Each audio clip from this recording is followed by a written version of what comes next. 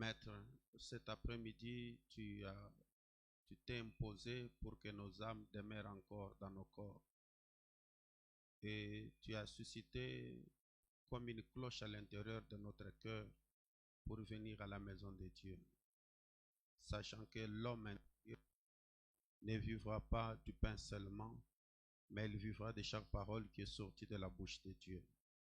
Nous sommes venus ici au Père pour une cause sacrée, pour une cause noble, ô Dieu Tout-Puissant, celle d'exposer nos petits cœurs et nos âmes devant ta haute et ta grande présence, celle d'exposer nos âmes au grand soleil de la justice, afin de subir une translation, une transformation, un changement là de l'intérieur vers l'extérieur. Pendant que la terre est en train de subir aussi un changement pour éclater et quitter de l'orbite, Père, pendant que les nations se rassemblent comme des gerbes qui doivent passer, Seigneur Dieu, aux brûlures. Ainsi, Seigneur, laisse nos âmes, nos cœurs être amoureux, être penchants, ô Dieu, de ces choses sacrées, Père éternel. Ainsi, ô Dieu, commence avec nous ces cultes, ô Dieu. Souviens-toi, Père, des hommes et des femmes qui se précipitent et qui viennent de très loin pour venir exposer leur petit cœur devant la grande lumière. Ainsi, Seigneur Dieu, donne-nous une bonne réunion car nous sommes tes enfants. Donne-nous, ô Dieu, surtout la révélation, car William Branham nous a dit, dès que le cœur de l'homme reçoit la révélation, cela change son appétit, cela change même sa vision, cela change toute sa manière. Ainsi, ô Dieu, nous sommes en train d'apprendre la chose la plus profonde qui est en controverse, ô Dieu, qui est la cause de plusieurs doctrines, ô démoniaques, que nous avons ici sur la terre, qui est la cause même de l'idolâtrie parmi nous. Ainsi, Dieu vient. Tout celui qui a été à l'école, qui a appris comment lire, il peut facilement le faire comme nous venons de le faire. Mais quand tu as donné la vie, cela nécessite réellement ta sainte présence. Ainsi, Maître, je t'offre mon corps, t'offre mon âme, mon esprit, ô Dieu. Laisse-moi être connecté, Dieu Tout-Puissant, Malachie chapitre 4, car il est connecté à cette boule de feu, à cet halo qui est la source des inspirations. Ainsi, Dieu, pendant que la parole serait là, en train de sortir, ô Dieu, que cela dévoile nos âmes, que cela chasse les démons, que chasse la tourmentation, que cela chasse tout ce qui n'est pas correct dans nos vies, dans nos travaux, dans nos familles, parmi nos enfants, Seigneur Dieu. Que ceci puisse susciter la joie à l'intérieur de nos cœurs. Ainsi, par l'autorité de la parole et de l'évangile et du ministère, Seigneur Dieu, des Éphésiens 4, je déclare ouverte. Et Dieu, je te consacre chaque prière de chaque sœur, de tout homme entre tes saintes mains, qui soit pur et lavé pour être agréable pour toi, pour une bonne consommation. Je te prie ainsi au nom suffisant du Seigneur Jésus-Christ. Amen.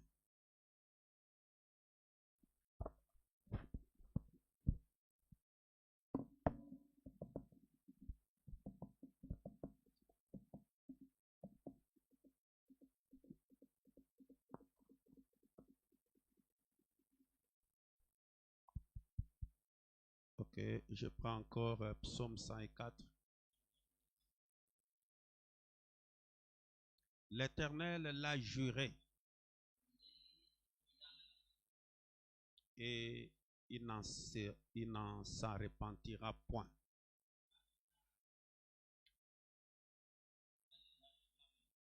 Ne s'en repentira point. Tu es sacrificateur pour toujours à la manière de Melchisédek.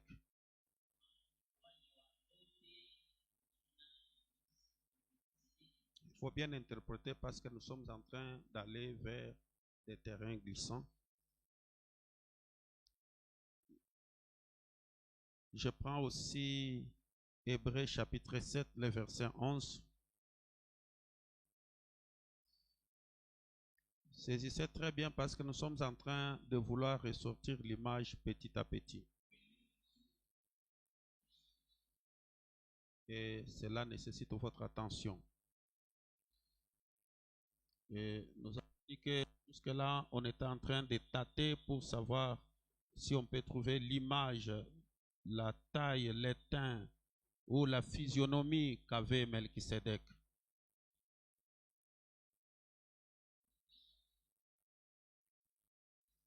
Et c'est pourquoi nous voulons y aller ainsi. C'est donc la perfection. Si donc la perfection avait été possible par les sacerdoces lévitiques, car c'est sur ces sacerdoces que repose la loi donnée au peuple. Était-il encore besoin qu'il parie un autre sacrificateur selon l'ordre de Melchisedec et non selon l'ordre d'Aaron?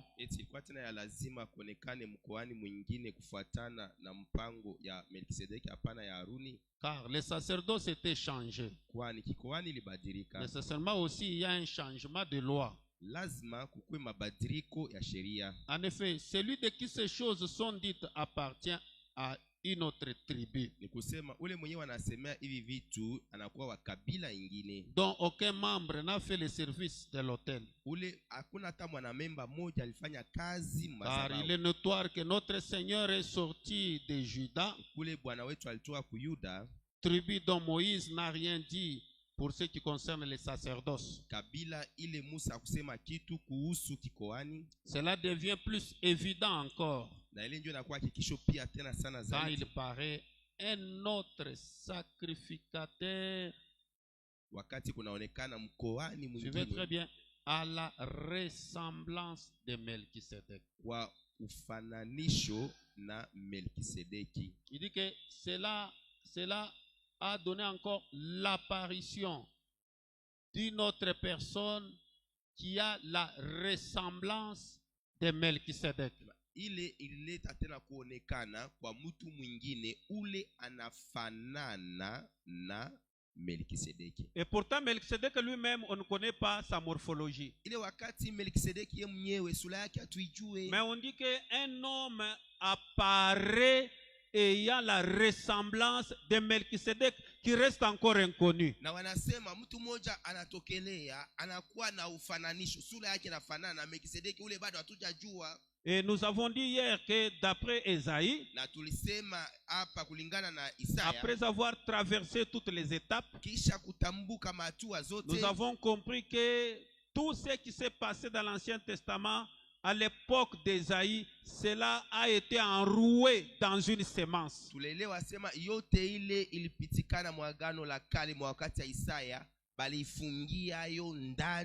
Donc Melchisedec qui était la théophanie, qui était la parole, qui était le logos en marche.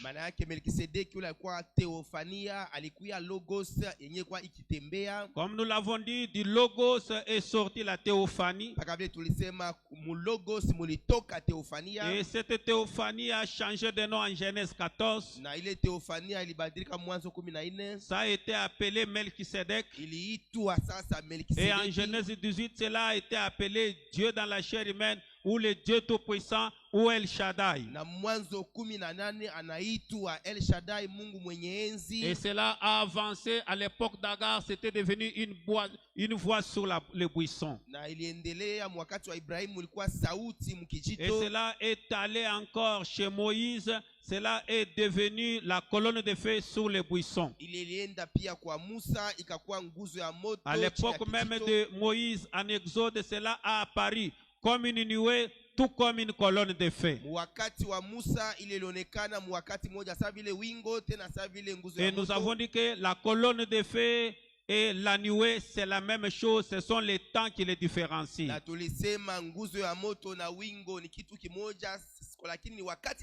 Pendant les jours, c'était la même nuée. Et quand on arrive le soir ou bien vers le soir, la même nuée qui est triangulaire, il devient un halo. ya makona Et tatu quand le itakuya soir halo. passe et que c'est le matin, la même halo de lumière, les mêmes logos se transforme et devient triangulaire. Na Ce n'est pas deux personnes. wakati jioni inapita, ile nuru moja moja inabadilika, inakuwa na makona tatu. Haiko watu wawili, Donc ce n'est pas deux dieux ou trois dieux différents. haiko wa Mungu wawili wala wa Mungu watatu Et wa ici, kuachana. quand nous lisons les Écritures, Hapa tukisoma miandiko on nous dit que dans Hébreux chapitre 7, wanatuelezea kwamba Mwaebrania sura yake il dit ya que 7 cela devient plus évident encore nasema ile inakuwa hakikisho tena sana zaidi quand il paraît un autre sacrificateur. wakati kunaonekana mkoani Donc, il y a mwingine. un sacrificateur qui est Melchisedec, Manake huku kwanja mkoani mmoja anakuwa mais il Melkisedeki, apparaît encore un autre sacrificateur. lakini kunaonekana tena mkoani mwingine, Mais ce sacrificateur-là est à la ressemblance de Melchisedec. lakini ule mkoani eko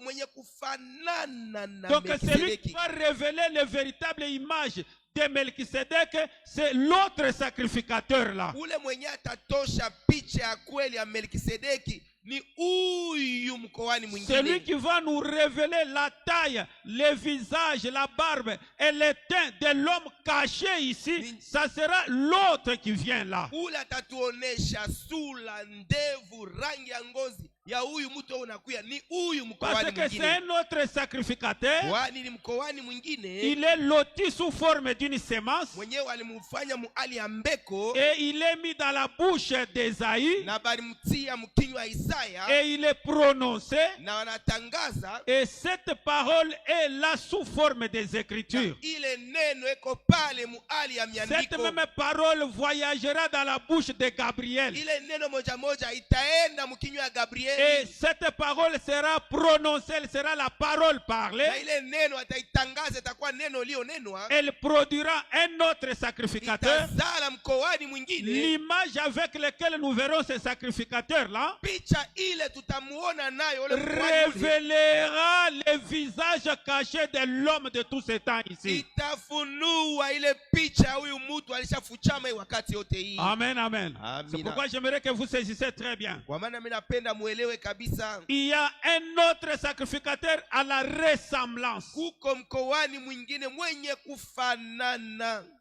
au Melchisedec. na Et Melkisedeki. Melchisedec, il est la Na théophanie. Melkisedeki yeye ni Il peut Theofania, devenir la nuée. alikuwa ni Il peut wingo, devenir la colonne de anaweza feu. kuwa nguzo ya Il moto, peut se cacher dans la chair humaine. anaweza kufuchama mwili ya Il peut mtu, sortir dans la chair humaine. anaweza kutoka Il mwili ya peut mtu, rester à nu. anaweza kubakia Mais peupe, son visage lakini sura reste yake encore inconnu. inabakia sipo On nous kujulikana. a dit que dans la nuée, il y a les yeux. Balitonesha sima muwingo muko Il y a la mecho, bouche. muko kinywa, Il y a aussi la nuque. muko pia Mais kabongoshi. avec tout ça, c'est quelle caricature que nous pouvons avoir? C'est quelle image qu'on peut avoir de qui était cet homme-là? Lakini na vyote vile ni sura kani tunaweza kuwa nayo. Ule mtu alikuwa ni mtu gani? Frère Branham dit ceci dans Hébreux chapitre 6, troisième partie. Mama anasema hivi Mwaebrania sura yake ya 6 sehemu yake ya 3 639.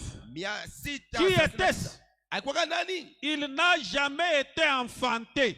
Abajawahi kumzala, Il ne mourra jamais. hata kufa kamwe. Qui est-ce? Ni nani yeye? C'était Dieu. Ilikuwaka ni Mungu. Bien sûr. Hakika En préfiguration du Seigneur Jésus. mkutangulia kumuonesha Bwana Yesu. Cet homme-là, Ule mtu ule immortel, wasipo na lufu il était en préfiguration. alikuwa eko natangulia kuonesha. Est-ce que l'église est en train de saisir? Eti kanisa unaelewa? Mais lui-même, Lakini ye peke qui était-ce? alikuwa Il nani? n'a jamais été enfanté. Abaja muzalaka. Melchisedec n'a jamais été enfanté. Melkisedeki abaja muzalaka. N'a jamais eu un jour resté dans une grossesse. Aja bakiaka mumimba.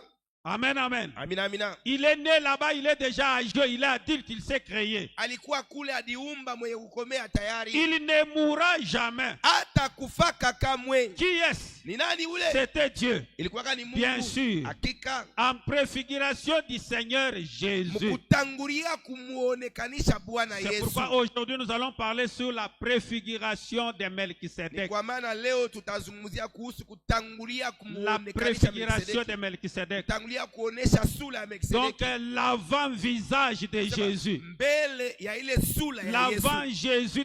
L'avant-visage de Melchisedec. Ile sura sura ya mbele ya Melkisedeki. Ce qu'on appelle les préfigures de l'homme de demain. Ile banatangulia kuonesha sura ya ule mtu wa kesho. Préfigure de l'homme de demain. Banatangulia kuonesha sura ya mtu wa kesho. On vous donne en avance sous forme d'un modèle. Banatangulia kukuonesha muali ya mfano. Ou soit l'image anticipée. Wala picha ile banatangulia kukupatia. Donc on te donne une image banakupatia sura de ce que ça sera demain. ya kile itakuwa Donc kesho. le Melchisedec là Ule Melkisedeki ule avait un visage alikuwa na sura de ce que ça devait être demain. ya ile inapasha kuwa Mais à la kesho. seule différence, Kwa chanisho c'est moja que ça, ce n'est pas né.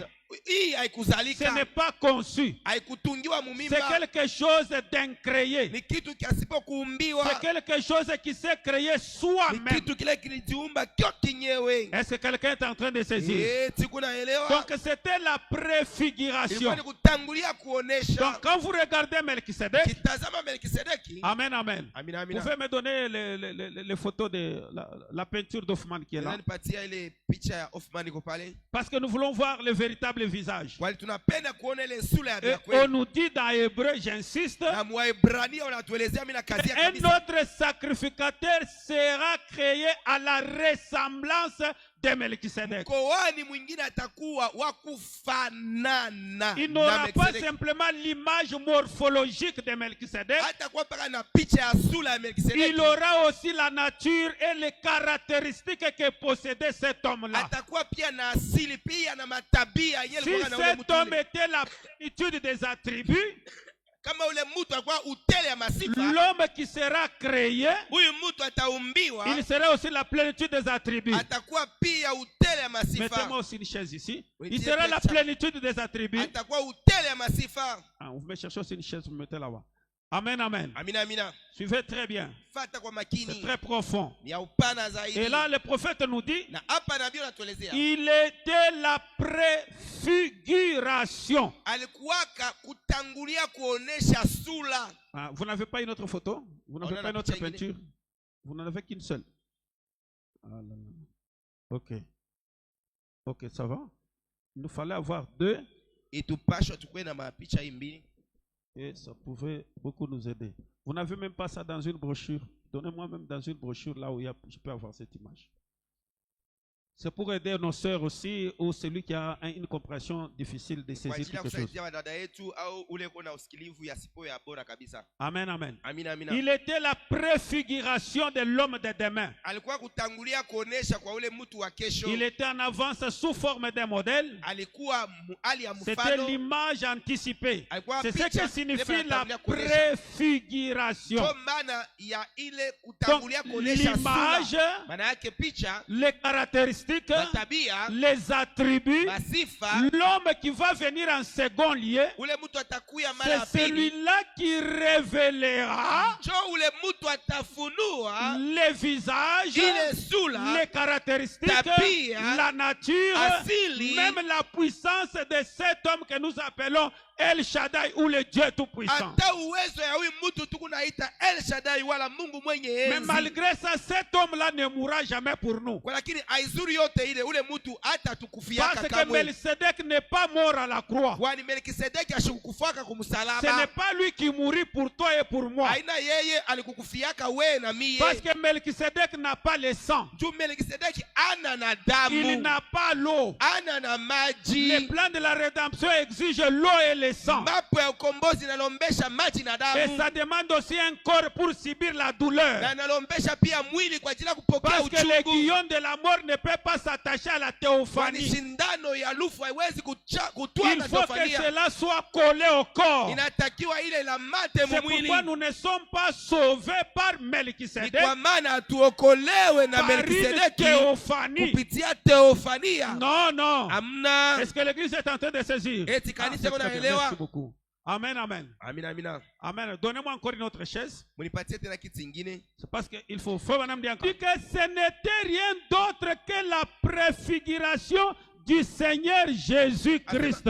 Haikukuwaka kitu ingine isipokuwa kutangulia kuonesha sura ya Bwana Yesu Kristo. Amen, amen. Amina, amina. Ça n'avait pas été autre chose. Haikukuwa kitu ingine, C'était la préfiguration ilikuwa kutangulia kuonesha sura du Seigneur ya Bwana Jésus Yesu Christ. Kristo. C'était la préfiguration de ces trois choses. Ilikuwa kutangulia kuonesha sura ya vitu tatu. Pas d'une seule chose. Hapana kitu moja La kule. préfiguration du Seigneur Kutangulia kuonesha sura ya Bwana Jésus. Yesu. Pas Jésus tout court. Hapana Yesu kunaishia pale. Christ. Et Kristo. Christ, nous avons étudié avec Na vous. Kristo tulifunda pamoja na mwe hapa. Est-ce que c'est très clair? Tiko wazi Il kabisa. sera la préfiguration Ile ni kutangulia du kuonesha Seigneur Jésus-Christ. sura ya Bwana Yesu Kristo. Il s'agit de Melchisedec, Inaangalia hapa Melkisedeki ainsi de suite. na kadhalika. C'était au départ une théophanie. Mwanzo alikuwa teofania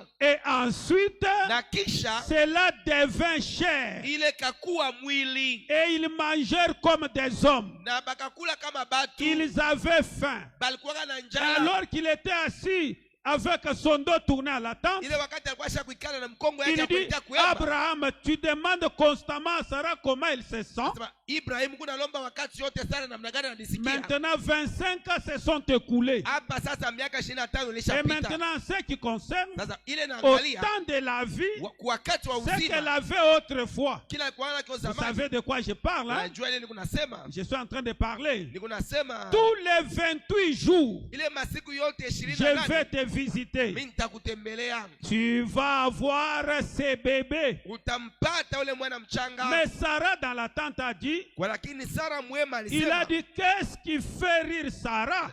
alisema ni nini namchekeshisha Sara? Vous parlez de la télépathie mentale. Mungu nasemea kusoma Ça akili ya devait watu. sûrement être une.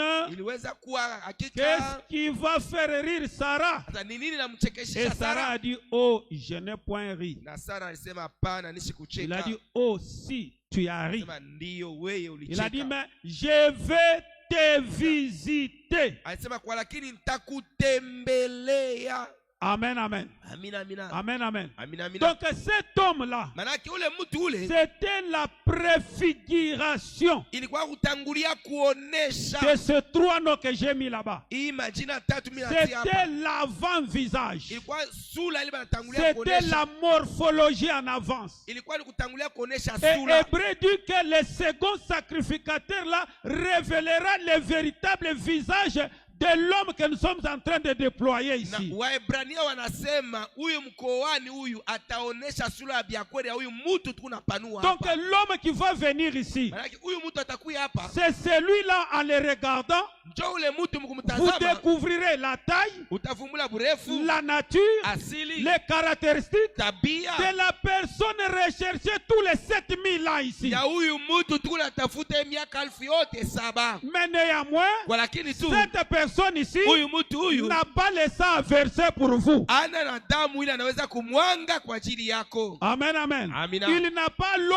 à verser. Ana na damu ya Il n'a kumwanga. pas un corps pour sentir la douleur de vos maladies. Ana na mwili kwa ajili ya kusikia uchungu ya magonjwa Parce yako. que la guérison vient des meurtrissures. Juu uponaji inatokea Mais vous kubilonda. ne pouvez pas blesser la théophanie. Lakini hawezi kuumiza C'est teofania. par mes meurtrissures que vous êtes Ni guéris. kupitia bilonda byangu njo Et mwe pourtant, la munapona. théophanie n'a pas un corps qu'on peut meurtrir. Ile wakati teofania ana na mwili inaweza kupokea bilonda. Est-ce que quelqu'un peut dire amen à cela? Tunaweza sema amina kuile. Amen, amen. Amina. Donc cet homme ici qui va venir ici, Manake huyu mtu huyu atakuya hapa. c'est celui-là qui aura les mêmes cellules somatiques. Njo mpaka ule mtu moja atakama chembe chembe C'est celui-là moja. qui va révéler même le groupe sanguin de cet homme ici. Njo ule ataonesha hata hali ya damu ya huyu mtu huyu. C'est l'homme qui est Ni ici. huyu mtu yuko hapa. Mais il est lui qui, Lakini yeye alisema il est un sacrificateur en second lieu. yeye kwa mkoani wa mara ya pili. Hébreu chapitre 1er, Waebrania sura yake le ya verset kwanza. 1er. Mstari yake ya kwanza. Après avoir autrefois,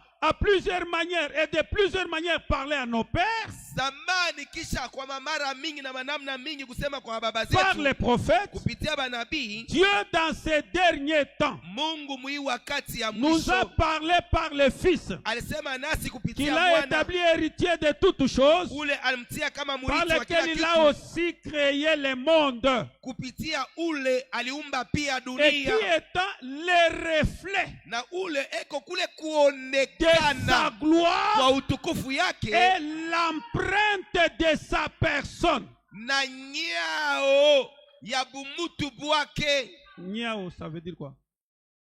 Hein? L'empreinte de sa personne.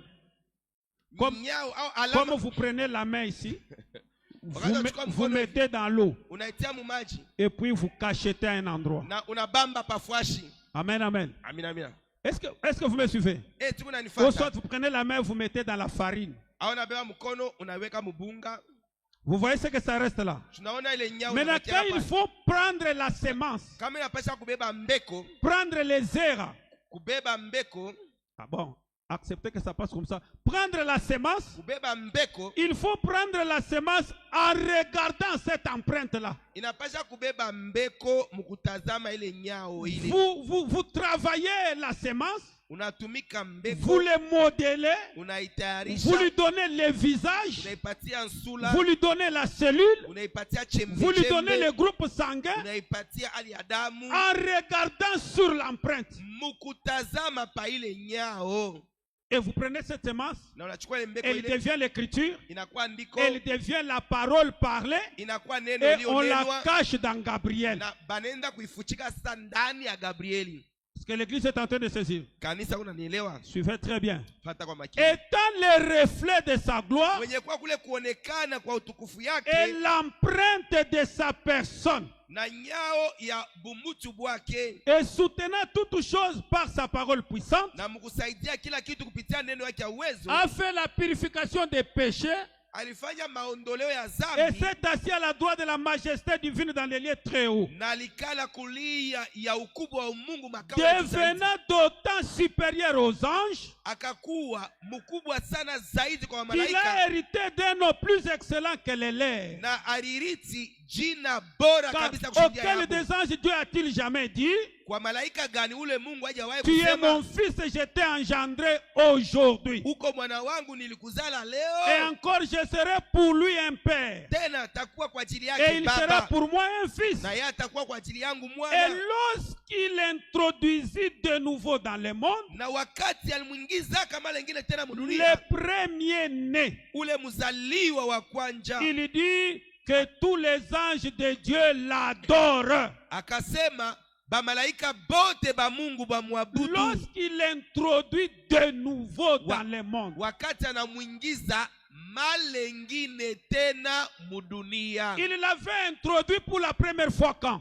mara ya kwanza pale alimwingizaka mudunia ilikuwa ni wakati Parce kani? qu'il dit qu'il l'a introduit de nouveau. Anasema anamwingiza malengine Et il tena, a dit maintenant aux anges, adorez-le. kisha kaelezea bamalaika Mais il mumwabudu. l'avait introduit pour la première fois quand? Sasa mara ya kwanza pale alimwingizaka ilikuwa ni wakati Quand kani? est-ce qu'il l'avait appelé son fils? Ni wakati kani alimwitaka mwana wangu? Amen, amen. On peut mettre le tableau là. Amina, Quand est-ce qu'on l'avait appelé Ni son wakati fils? gani balimwitaka mwana wangu? C'est très profond. Ni ya upana Est-ce kabisa. que l'église est en train de saisir? Sikuna Je nifata retourne sur 6 là-bas. narudia pasita Et pale. lorsqu'il introduit de nouveau dans le monde, Wakati alimwingiza malengine tena mudunia, le premier-né, ule mzaliwa wa kwanja il dit que akasema tous les anges de Dieu l'adorent. bamalaika bote ba Mungu Parce que nous bamwabudu. parlons de la préfiguration. Tunasema kutangulia kuonesha Il sura. dit il l'avait introduit dans le monde pour la première fois. Alimwingishaka mudunia mara ya Et kwanja,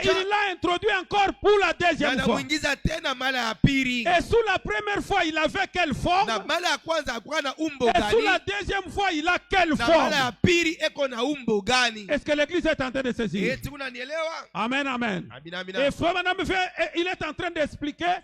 Na nduba na eko Il nafasilia, est en train d'expliquer maintenant quand Dieu a quitté l'éternité, eko nafasilia wakati Mungu alitoka mumilele, et qu'il est entré dans le temps. na akaingia muwakati. Et quand il est entré dans le temps, Na wakati Mungu aliingia muwakati, il a produit ce que nous avons appelé la concentration du feu, qui est la colonne de feu. alilaka ile tunaita kulichanga fashi moja kwa Et moto na kwa cette nguzo ya colonne moto. de feu Na hii nguzo ya moto n'était pas Dieu. haikukuwaka C'est ce Mungu. qu'on a appelé fils de Dieu. Njo ile balitaka mwana wa Mungu. Amen, amen. Amen. C'est pourquoi dans l'attitude de qui est Dieu, Ni kwa maana mahubiri ali na Frère Mungu dit ni que nani? quand ils sortirent de l'éternité, ils étaient à deux. Duba basema pale balitokaka mumilele balikuwaka bawili. Ils étaient à deux. Balikuwaka bawili. Il y avait le fils et le père. Kulikuwaka mwana na baba. Et le père, c'est l'invisible. Na baba njo ule asionekane. Et le fils, Na mwana c'est différent comme moi et mon fils. inachana paka hivi mie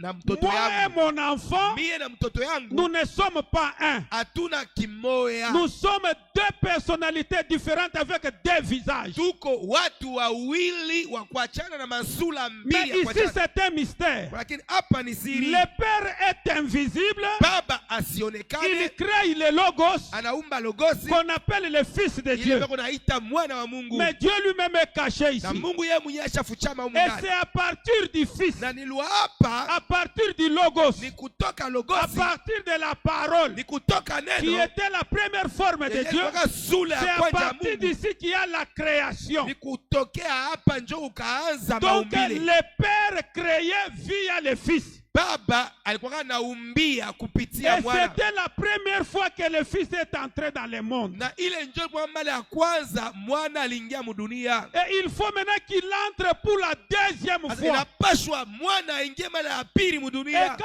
il va entrer pour la deuxième Na fois, wakati ataingia mara ya pili, ça sera le logos ici. itakuwa ni huyu logosi La huyu, lumière ici, hii nuru qui hii va devenir une sémence yenye itakuwa mbeko et qui sera conçue. na bataichukua Mais kama mimba. Melchisedec qui est à l'intérieur ne sera jamais conçu. Lakini huyu Melkisedeki yako humu ndani atachukuliwa ndani ya mimba. Amen, amen. Amen, amen. Melchisedec, Melkisedeki sa partie invisible ne sera jamais conçue. Il est C'est la ce- divinité. Hein? ile sehemu yake Donc, asipokuonekana ça demande haitachukuliwa que ndani Dieu, ya ça mimba. demande que Dieu se révèle vraiment à vous. Hii inalombesha kabisa Mungu adifunue kwako. Et si vous découvrez ça, Na kama unafika mkuvumbula même hii, votre manière de prier, hata namna yako ya je vais kuomba, d'abord vous dire quelque chose. mbele nitakuelezea kitu moya.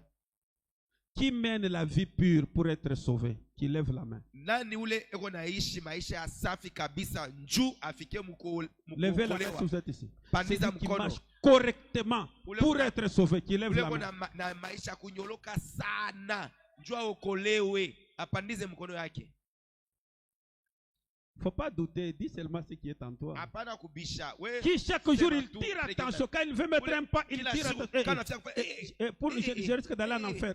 Naweza kwenda mgeni. Qui vit comme cela chaque jour? Nani ule eko naishi vile Qu'il kila lève la siku? main. Apandize mkono yake. Ah, je trouve que vous êtes une grande église. Mimi naona kwamba Mungu Je vais kanisa vous mnene. dire quelque chose. Nakuelezea kitu moja. Nous ne vivons pas le christianisme pour être sauvés. Njuu shetu okolewe, hatuishi bukristo njuu tuokolewe.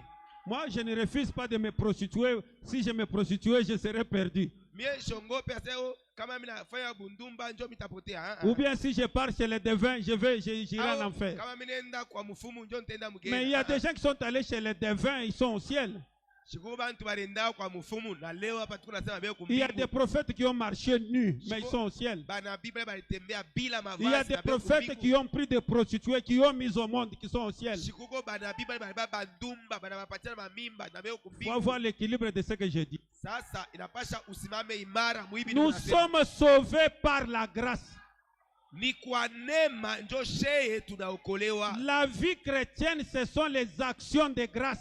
Maisha ya Kikristo ni matendo ya neema. Comme l'or appartient à Dieu, Vile le dhahabu cuivre appartient à Dieu, shamba la ni ya gloire Mungu, et l'élévation utukufu appartiennent à na Dieu. kuinuliwa ni kwa Nous Mungu. ici sur la Chez terre, hapa nous pa lui dunia. appartenons. Chez tuko Qu'est-ce que baki. toi tu peux donner à Dieu? Qu'est-ce que toi tu Nini as leo donné à Dieu? unaweza patia Mungu? Unaweza Tu n'as patia rien à Mungu lui nini? donner. Hauna cha Alors tout kumpatia. ce que toi tu Sasa, peux lui yote donner, ile unaweza mpatia c'est lui dire merci. ni kumwelezea tu Et asante. merci, Na asante c'est en vivant, en honorant la parole. ni mkuishi mkuheshimia kutumia neno. Je ne vis pas la parole pour éviter d'aller en enfer. Mimi Ah. siishi neno njoo kuepuka kwenda mgeena. Je ne viens pas de l'enfer et je ne retournerai pas en enfer. Kutokea mgeena na sitaruriaka Même mgeena. si je meurs du sida. Hata kama mimi nakufa na ukimwi.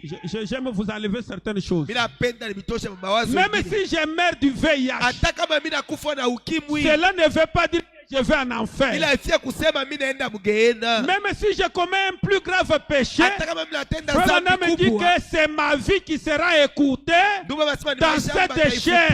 Mais mon âme est déjà capitulée de l'autre côté. Le salut, c'est une révélation. Okovu ni C'est ufunuo. pourquoi à un endroit, frère Branham dit qu'un fils de Dieu peut faire même un péché volontaire et il n'ira jamais en enfer. Ni kwa maana Que ndugu Dieu vous anasema aide. mtoto wa Que Dieu vous Mungu aide. anaweza kufanya hata dhambi ya kumakusudi na hataenda kamwe Si mgeena. Yama il fait, Makusudi anaifanya et Dieu na Mungu va le frapper prématurément. Il atamupika va mbele amener la wakati. mort prématurée Ataleta lufu et mbele lui il est wakati. projeté dans la Na yeye gloire. anamubeba anampeleka mutukufu. C'est pourquoi quand vous venez dans la foi, Ni kwa maana wakati unakuwa ayez muimani de la certitude. kuya na hakikisho. Ce n'est pas quand on prêche d'une certaine Yaani wakati manière, wanahubiri mnamna moja hivi. oh il faut qu'on me rebaptise. Oh inapasha banibatize Quand on tena. prêche d'une certaine manière, Wanahubiri mnamna oh c'est fulani. comme si j'avais fait mal le premier Inaonekana pas. nilifanyaka mbaya tu yangu ya Non, kwanza. non. Hapana. Le salut, Okovu c'est un don gratuit. ni zawadi ya bule. Et moi je l'accepte. Na mimi naikubali. Et j'avance. Na mimi nasonga Celui mbele. qui a commencé l'œuvre de la rédemption en Ule moi, alianzaka kazi ya ukombozi c'est ndani yangu. celui-même qui va parfaire ça. Njoo mpaka ule Je n'ai ataikamilisha. même pas réfléchi. Sina tena vya kuwaza. Moi, ce que j'ai à Mie faire, huyu kami c'est de dire kufanya. Alléluia à la Ni kusema parole, Alléluia de kuneno. dire Amen, Kusema amina de kuneno. m'exposer Na et kujitia mbele ya d'avancer. neno. Na kusonga Les mbele. autres choses, Hivi vitu Dieu vingine. commencera à couper ça lui-même. Yeye mwenyewe ataanza kubikata pole pole Celui pole qui m'a pole. appelé, non? Si ni yeye ndio Est-ce aliniita. qu'il y a-t-il quelqu'un qui est allé chercher Dieu ici? Eti kwa mtu anaenda kutafuta Mungu hapa? Non. Hapana. C'est lui qui était venu vers vous. Ni yeye Mungu ndio alikuwa kwako. C'est lui qui détient les plans. Ni yeye Mungu ndio na mapo. Tantôt il ramène racheté ici. Wakati mwingine analeta rasheta Tantôt hapa. il amène tel Wakati pasteur. mwingine analeta mchungaji Tantôt il fulani. amène Faustin. Wakati mwingine analeta Tantôt il Faustin. appelle Wakati celle-ci. mwingine analeta Et plus la fulani. parole est prêchée, Na zaidi banahubiri plus neno. ta vie est en train d'être taillée. Zaidi maisha yako beko En train naichongola. d'être taillée. Beko naichongola. Est-ce que quelqu'un peut dire Amen? Sema amina. Alors, ôtez ces histoires-là, vous êtes froid comme si... Ile mangambo ile D'ailleurs, vile quand mnakaa je baridi. ne prêche pas pour que vous soyez sauvés, Kwanza mie huyu hapa ni unahubiri, nishihubiri njoo muokolewe. et ce n'est pas la première fois qu'on est avec vous. Na aina tama la kwanza mimi na mwetu On nakutanisha. était avec vous de l'autre côté, non? Tulikuwa na mwele ngambo ya pili kule. On était avec vous de l'autre Tulikuwa na côté. mwe kule. Même quand tu lèves les mains là, c'est comme... Ingiza mara nyingine tena Il mdunia dit que Bwana. tous les anges de Dieu l'adorent. Anasema ba malaika bote ba Mungu ba De muabudu. plus, il Tena. dit des anges. Anasema na ba malaika. Celui qui fait de ces anges le vent Ule mwenyewe anafanya ba malaika baki et de ses pepo. serviteurs une flamme de feu. Na batumishi bake Mais il a dit au Fils, Lakini alisema kwa suivez, mwana. il a dit au Fils, Alisema kwa mwana. ton trône, oh Dieu. Kiti yako ya enzi. Mungu. C'est écrit au majuscule. Hein? Mungu ile banaandika kwa herufi C'est kubwa. pourquoi je voulais que vous saisissiez très bien. Kwa maana mimi napenda usikie vizuri. Mais il a dit au Fils, Lakini alisema kwa mwana. le Père dit au Fils, Baba anasema kwa mwana. ton trône, oh Dieu, est éternel. Kiti yako ya enzi, Mungu ni kia milele. Alors, entre celui-ci, Basi kati ya huyu qui est à l'intérieur, huyu yako ndani et celui-ci, na huyu qui est le Dieu de l'autre. Mungu wa mwingine ni Parce que nani? celui-ci qui est à l'intérieur Huyu yako ndani est en train d'appeler l'homme qui est à l'extérieur. yako naita huyu wa nje. Oh Dieu, ton Mungu trône est kiti éternel. yako kia enzi ni kia milele. Suivez très bien. Fata kwa makini. C'est très profond. Ya upana zaidi. Il dit que le sceptre de ton règne est un sceptre d'équité. Asema ile gongo ya kutawala kwako ni gongo ya Tu as uwaki. aimé la justice. Ulipendaka uwaki. Tu as haï l'iniquité. Ulichukiaka uzalimu. C'est pourquoi, Njoo kwa maana. oh Dieu, Mungu. ton Dieu t'a oint Mungu wako alikupakala mafuta. de Dieu Mungu ba Mungu au majuscule. kwa ukubwa, Mungu kwa ukubwa De Dieu. wa Mungu wawili. Oh Dieu, Mungu, ton Dieu Mungu wako t'a oint. anakupaka mafuta. un Dieu qui est un autre Dieu, mais dans l'égalité. Mungu moya unapakala mwingine Mungu, lakini bote kipimo moya. Oh Dieu, Mungu, ton Dieu tawa, Mungu wako anakupakala mafuta. Amen, amen. Amina. Tawa d'huile de joie au-dessus de tes égaux. Alikupakala mafuta ya furaha yulu ya Ce bakipimo Dieu yako. ici a ses égaux. Huyu Mungu ana bakipimo yake. Ses égaux, Bakipimo ce yake sont les prophètes. ni banabii, Ce sont ces prophètes. ni banabii. Mais celui d'en bas n'a pas les Huyu égaux. wa chini ana na bakipimo yake. Amen, amen. Amina, amina. Oh Dieu, Mungu, ton Dieu Mungu ici, wako huyu tawa, alikupakala d'une mafuta huile na d'onction mafuta ya qui te upako met au-dessus de tes amis yenye prophètes. inakuweka yulu ya barafiki yako banabii. Toi, tu es au-dessus des prophètes. Wewe unakuwa Tu yulu ya as banabii. une onction supérieure à tous les prophètes. Ulipata upako wa kipekee Les kushindia autres banabii peuvent bote. avoir des portions. Pengine wanaweza kuwa na manusu, Mais toi ici, lakini wewe hapa tu auras la plénitude de moi-même. utakuwa na utele yangu mimi mwenyewe, Et ma présence en na toi uwepo wangu ndani sera yako de toi le Dieu des prophètes. itakufanya weye Mungu wa banabii. Oh, est-ce que quelqu'un peut dire amen? Unaweza sema amina. Amen, amen. Amina. Ta présence en toi, Uwapo wako ndani tu yangu auras une onction itakuwa na qui upako fera que toi, yenye itakufanya tu wewe seras le Dieu des prophètes. utakuwa Mungu wa C'est ce banabii. qui fait que tu es au-dessus de tes égaux. Ile inafanya kwamba ko yulu ya bakipimo yako. Oh, est-ce que quelqu'un peut dire amen? Sema amina. Comme je peux dire à quelqu'un ici, Mpaka vile mnaweza kuelezea mtu dès hapa, que tu as le baptême du wakati Saint-Esprit kuna dans ton ubatizo wa cœur, Roho Mtakatifu moyo la yako, nouvelle naissance, kuzalika mara ya cette pili, langue de feu, ile ulurimi tu ya moto, deviens au-dessus des autres humains. unakuwa yulu ya bantu bengine. Parce que les autres humains sont des animaux. Ju bantu bengine bori banyama. Un homme sans le Saint-Esprit, c'est un animal. Muntu bila Roho Et Mtakatifu ni quand un nyama. homme reçoit le Na Saint-Esprit, wakati mtu anapokea Roho sa Mtakatifu, dimension est cheo élevée yake inainyuliwa au-dessus des autres yulu humains. ya bantu Et je bengine. peux oser dire ceci, Na mimi naweza kusema tu hivi, es un Dieu amateur. uko Mungu wa kidoko. Amen, amen. Amina. Ou encore. Tena C'est pourquoi, oh Dieu, ni kwa maana Mungu, ton Dieu t'a oint Mungu wako alikupakala d'une mafuta huile de joie na mafuta ya furaha au-dessus de tes égaux. yulu ya bakipimo yako. Et encore, Na tena toi Seigneur, we Bwana, regardez comment il est écrit Seigneur. Angalia vile Toi anaitwa Bwana. Seigneur, We Bwana, tu as eu au commencement fondé la terre. ulitunga kule kumwanjo budongo, Tu as au commencement fondé la terre. kule kumwanjo ulitunga Et budongo, les cieux sont l'ouvrage de tes mains. na mambingu ni kazi ya mikono yako. Et là au début, Na kule mwanjo c'est toi qui créais ni wewe ndio kwa naumba toutes choses. kila Et kitu, toutes choses sont l'œuvre de tes mains. na mambo yote ni kazi ya Parce que mikono moi yako. j'étais l'invisible. Kwani mie shikwaka Je suis naonekana l'intouchable. niko ule aweza kugusa Pour être touchable, Tuba niguse, pour être visible, tuba nione, je me suis servi de toi. nili kutumia weye, Toi le fils aîné. weye mwana Toi wa qui kwanza, es ma première création, weye ma ule première kiumbe forme. kyangu kya kwanza wala sura yangu ya Mais kwanza, c'est différent avec la naissance naturelle. lakini inaachana na kuzalika kwa Donc kimwili. c'est l'invisible Manake ni ule qui washipokuonekana devient le logos. anakuya C'est ce logosi, qu'on appelle naître ou engendrer. ndio ile unaita kuzalika wala kumzala. Naître, c'est une transformation. Kuzalika ni Naître, c'est mabadiliko, devenir une morphe. kuzalika ni kuchukua C'est umbo changer de lingine, forme. kubadilisha La première umbo. forme que vous prenez, Umbo ya ça kwanza s'appelle unachukua fils aîné. inaitwa mwana wa kwanja. Amen, amen. Amina. Et encore toi, Seigneur, Na tena wewe Bwana, tu as au commencement fondé la terre. kule mwanzo ulitunga Et les budongo, cieux sont l'ouvrage de na tes mains. mambingu ni kazi ya mikono yako. Ils périront. watakufa mais tu subsistes. walakini wewe uko wako tu Ils vieilliront tous comme un vêtement. batazeka bote Tu les kama rouleras vazi. comme un manteau Wote et bataifunga ils kama seront nguo, changés. na watabadilika. Mais toi, tu restes le même. Walakini wewe unabakia sawa Tes sawa. années ne finiront point. Miaka yako haitaishaka kamwe. Auquel des anges a-t-il jamais Ni dit, kwa malaika gani ushasemaka assieds-toi à ma droite ikala kulia jusqu'à yangu ce que je fasse de tes ennemis ton marche mpaka pied. na pale tafanya badui bako. Ne kiganjo sont-ils yako. pas tous des esprits au service de Dieu, Bote si ni maroku kazi ya Mungu envoyés pour exercer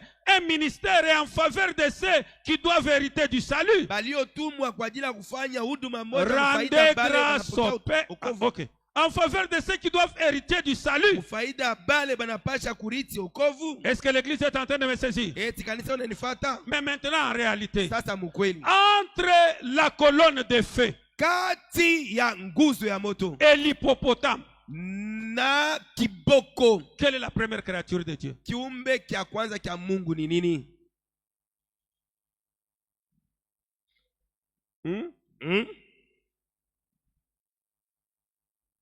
Lisons. Tusome bashi. Prenons Job. Chukueni Yobo. Vous savez, la divinité, Mnajua bumungu c'est un grand mystère. ni siri kubwa. Je prends encore Nachukua tena Colossiens chapitre 1er.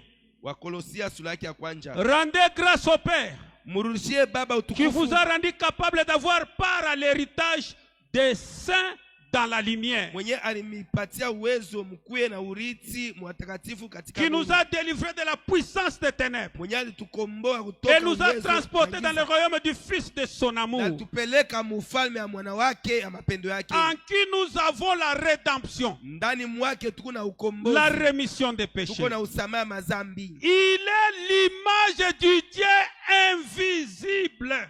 Eko ile picha ya ule Mungu asiyeonekana. C'est qui? Ni nani? C'est qui celui-ci? Ni nani huyu? Hein? Eh? C'est le Fils. Si ni mwana? Amen, amen. Amina, Et amina. Paul, quand il parle ici, c'est au-delà de la croix. Na wakati hapa Paulo unasema msalaba ishakapita. Il veut parler de cet homme.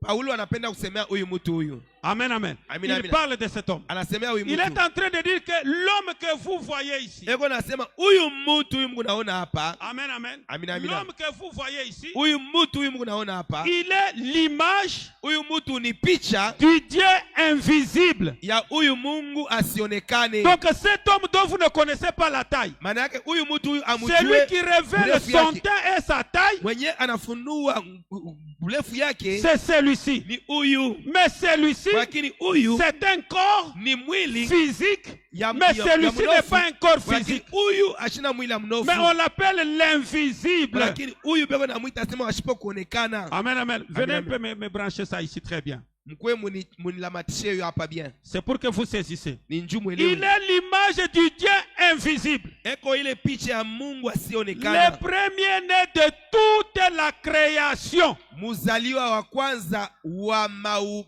viumbe vyote. Donc avant toute création, Maana mbele ya viumbe la vyote première chose qui a été créée, c'était le Fils. kitu ya kwanza kilumbiwa ilikuwa ni mwana. Et il est l'image de l'invisible. Na eko ile picha ya ule Donc le asionekana. Dieu invisible qu'on ne voyait pas, Huyu Mungu asipokuonekana la kwa kuona première naona. fois qu'il a apparu visible, Mara ya kwanza pale alionekana c'est quand il est devenu le Logos. ni pale alikuwa Logos. Et il a commencé son voyage Na akaanza safari jusqu'à yake devenir une semence dans Esaïe mpaka na pale et akakuwa mbeko être Misaya dans la bouche de na Gabriel akaingia et mtini wa être Gabrieli prononcé à Marie. na bakamtangazia Maria. Et Marie Na Maria a pris juste la semence, la parole. akabeba tu ile C'est mbeko ce qu'elle neno. avait conçu. Ndio ile alichukua kama Mais Marie mimba. n'avait pas conçu Melchisedec. Lakini Maria kuchukua mimba ya Melkisedeki hapana. Amen, amen. Amina, amina. Marie n'est pas la mère de notre Melchisedec. Maria ana mama yake ya Melkisedeki Melchisedec, wetu. c'est le Dieu que nous Na adorons ici. Melkisedeki njoo ule Mungu shetu C'est le tunaabudu Dieu hapa. que nous vénérons ici. Njoo ule Mungu tuko C'est na le Dieu que heshimia nous hapa. élevons Njoo ici. Mungu ule tuko na inyua hapa. Est-ce que quelqu'un peut dire amen? Sema amina. Job chapitre 40.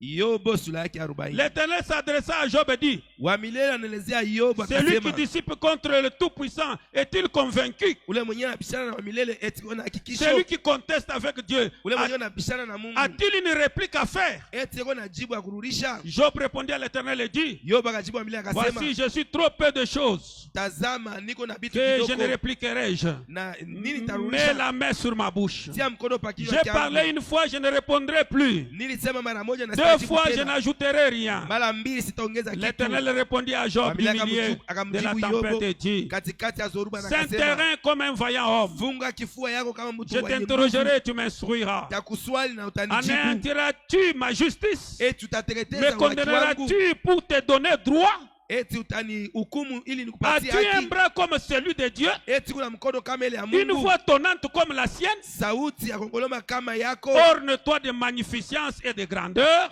Udipambwe na urembo na Revêt-toi de ukubwa. splendeur et de la gloire. Vala utukufu na kumeremeta. Répands le flot de ta colère. Tapanya ngondo Et ya d'un kasirani regard yako. abaisse les hautains. Na mecho yako ishushe mwenye D'un kiburi. regard humilie les hautains.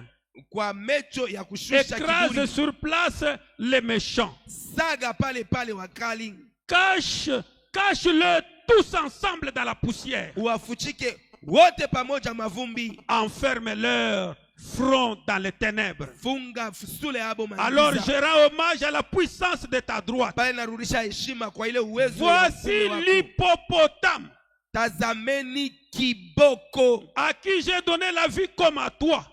Kiboko ule nilipatia uzima paka Il mange de l'herbe comme le bœuf. Kiboko unakula majani kama ngombe. Le voici, sa force est dans ses reins Ye huyu nguvu yake mkifua et yake. sa vigueur dans les muscles. Na nguvu yake minofu yake. Amen, amen. Amina amina. Il dit, alors il répond hommage. Asakajibu. Il a donné la vie à toi. Alipatia uzima nini? Là, il explique qu'il est la première créature. Je vois, ma traduction m'a perdu. Il est la première de toute la création de Dieu. Eko ile kiumbe ya kwanza kati ya viumbe yote ya Mungu. Job 41, 14. Yobo 40. Il est la première. Là-bas, c'est écrit comment? Kule banandika je? 14. Vous n'êtes pas encore arrivé. Amuyafika pa 14. Il est la première de toutes. Voilà. 14. Il dit, il est la première. Là-bas dans votre Bible, parfois c'est 19. Il prit sa queue ferme qu'un cèdre. Les nerfs de ses cuisses sont entrelacés. Ses os sont des tubes d'airain. Ses membres sont comme des barres de fer. Il est la première des œuvres de Dieu. C'est lui qui l'a fait là pourvu d'un glaive. Maintenant, entre les fils, qui est la première créature de Dieu, et l'hippopotame, qui est en premier. Et quel est le jour qu'on a créé l'eau? Amen, amen. Mais on dit que cet homme ici, c'est par son canal que toute chose a été créée. Et il est l'image. Il est le reflet. Il est l'image du Dieu invisible. Le premier-né de toute la création. Car en lui ont été créées toutes les choses qui sont dans les cieux et sur la terre, les visibles et les invisibles, trône et dignité, domination, autorité, tout a été créé par lui et pour lui. Tout a été créé par le Logos. Et le Logos, c'était les moyens que Melchisedec utilisa pour amener toutes choses à l'existence. Mais cette partie invisible, sa partie visible, c'est le Logos. C'est ce qu'on appelle le Fils. C'est ce qui a voyagé en théophanie. C'est ce qui a voyagé en Melchisedec. C'est ce qui a voyagé en Dieu dans la chair humaine. C'est ce c'est qui a voyagé dans la nuée, c'est ce qui a voyagé dans les halos de lumière. Et cela est allé sous forme d'une sémence. Et cela est allé caché dans la matrice de Marie. Amen, amen. Et c'est ce qui est dans Ésaïe chapitre 5. Et nous avons lu là-bas que le Dieu Tout-Puissant, le Père éternel, suivez très bien, le Père éternel est prince de la paix. Donc dans Ésaïe, on donne la promesse d'un garçon qui va naître. Ce garçon-là aura des caractéristiques. Il sera d'abord Père éternel et il sera encore prince. Comment un homme peut être à la fois père et prince? Et qui est le Dieu de l'autre? Parce que le prince c'est le fils du père. Mais ce n'est pas comme dans la naissance naturelle. Donc c'est le père qui prend la forme d'un prince. Amen, amen. Le père qui prend la forme d'un prince et qui change de nom, il quitte des pères, il devient le fils. Et vous ne pouvez pas chercher le père, parce que le père est caché dans le fils pour un ministère, le ministère de la rédemption, pour faire des choses dont lui est incapable. Et il peut le faire facilement en étant incarné ici. Automatiquement, on a l'âme et on a aussi l'esprit. Est-ce que l'église sait ici? On a l'âme, on a l'esprit. Et cette âme ici peut devenir la lumière, peut devenir une sémence et rester dans la main de Jéhovah. C'est que nous appelons Elohim. Parce que même la colonne de feu a été créée. Il a été créé par une puissance invisible qui est cachée par derrière. Et cette colonne de feu, les jours où on disait créons l'homme notre image, c'était devenu comme ça. Et qu'est-ce qui a révélé que Melchizedek avait ce visage?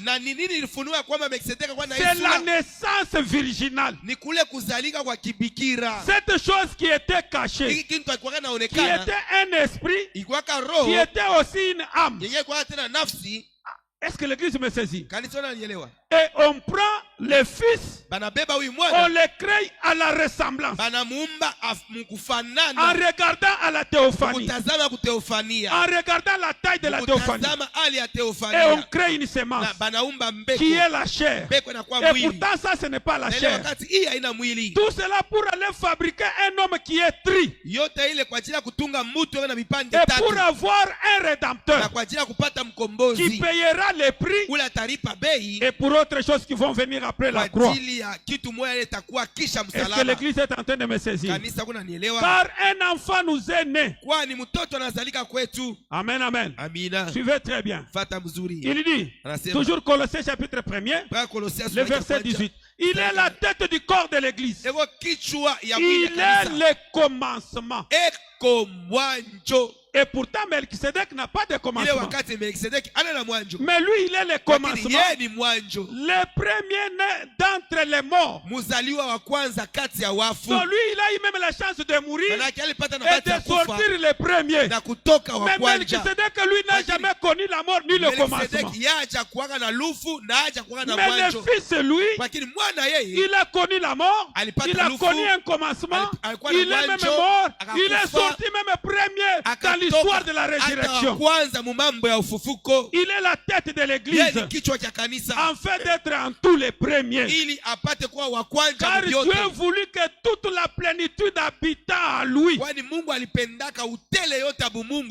Il a voulu par lui réconcilier tout avec lui, tant qui est sur la terre que ce qui est dans les cieux, en faisant la paix par lui, par le sang de sa croix. kupitia ile damu ya msalaba yake. Et pourtant, celui-ci Ile wakati huyu n'a pas le sang ana na damu et il ne peut pas monter à la croix. hawezi kufa kumsalaba. Et le problème de ton salut et de mon salut exigeait l'eau et le sang. Na mambo ya wokovu yako na yangu lilombesha maji na Celui-ci damu. était incapable. Huyu hakuwa na uwezo. Même les anges étaient incapables. Hata malaika bakuwa na Alors uwezo. celui-ci, Sasa huyu il devait créer un scénario alipasha kuumba mambo mwa hivi de manière à ce namna ya que kusema toi et moi nous soyons sauvés. wewe na mie C'est ainsi tuokolewe. qu'il a commencé la marche depuis l'éternité Ndio vile alianza pour mwendo tangu trouver par milele quel moyen il peut te sauver. kwa ajili ya kupata kupitia njia Parce qu'il gani anaweza était kuokoa. inspiré Bwana kwa par Adam mpunziwa et Ève dans le jardin kupitia d'Éden sous Adamu l'histoire na de la Eva rédemption. bustani ya Edeni kwa ajili ya ukombozi. Amen, amen. Amina. Dans Ésaïe 9:5, car un enfant nous est né, Mwana un anazalika fils kwetu. nous est donné, et Banatupatia la mwana domination reposera na sur son utawala épaule. itakala pa mabeka On yake. l'appellera Batamwita wa admirable. kupendeza. Oh my my. Eh, my, On my. l'appellera admirable. Batamwita wa kupendeza, Conseiller, mshauri, Dieu puissant, Mungu mwenye enzi, Père éternel, Baba wa milele, Prince de la paix. mwana mfalme wa Et salama. pourtant, le roi de la paix, c'est Ile Melchisedec. wakati mfalme wa salama ni Melkisedeki. Mais le prince de la paix, Lakini c'est mwana Jésus. mfalme wa salama ni Yesu. Le message, le début et la fin de la dispensation des gentils. Ujumbe mwanzo na mwisho wakati ya Paragraphe mataifa. 152. Fungu yake ya 152. Vraiment, dit ceci. Mama anasema hivi, L'étoile du matin ile nyota ya asubuhi criait de joie. ilikuwa inalalamika na Ces furaha. étoiles brillantes poussaient des cris de joie. Ile manyota ya kumeremeta Quand ilikuwa elles inalalamika ont vu kwa furaha. qu'un Ile jour, wakati baliona kwamba siku moja le roi Melchisedec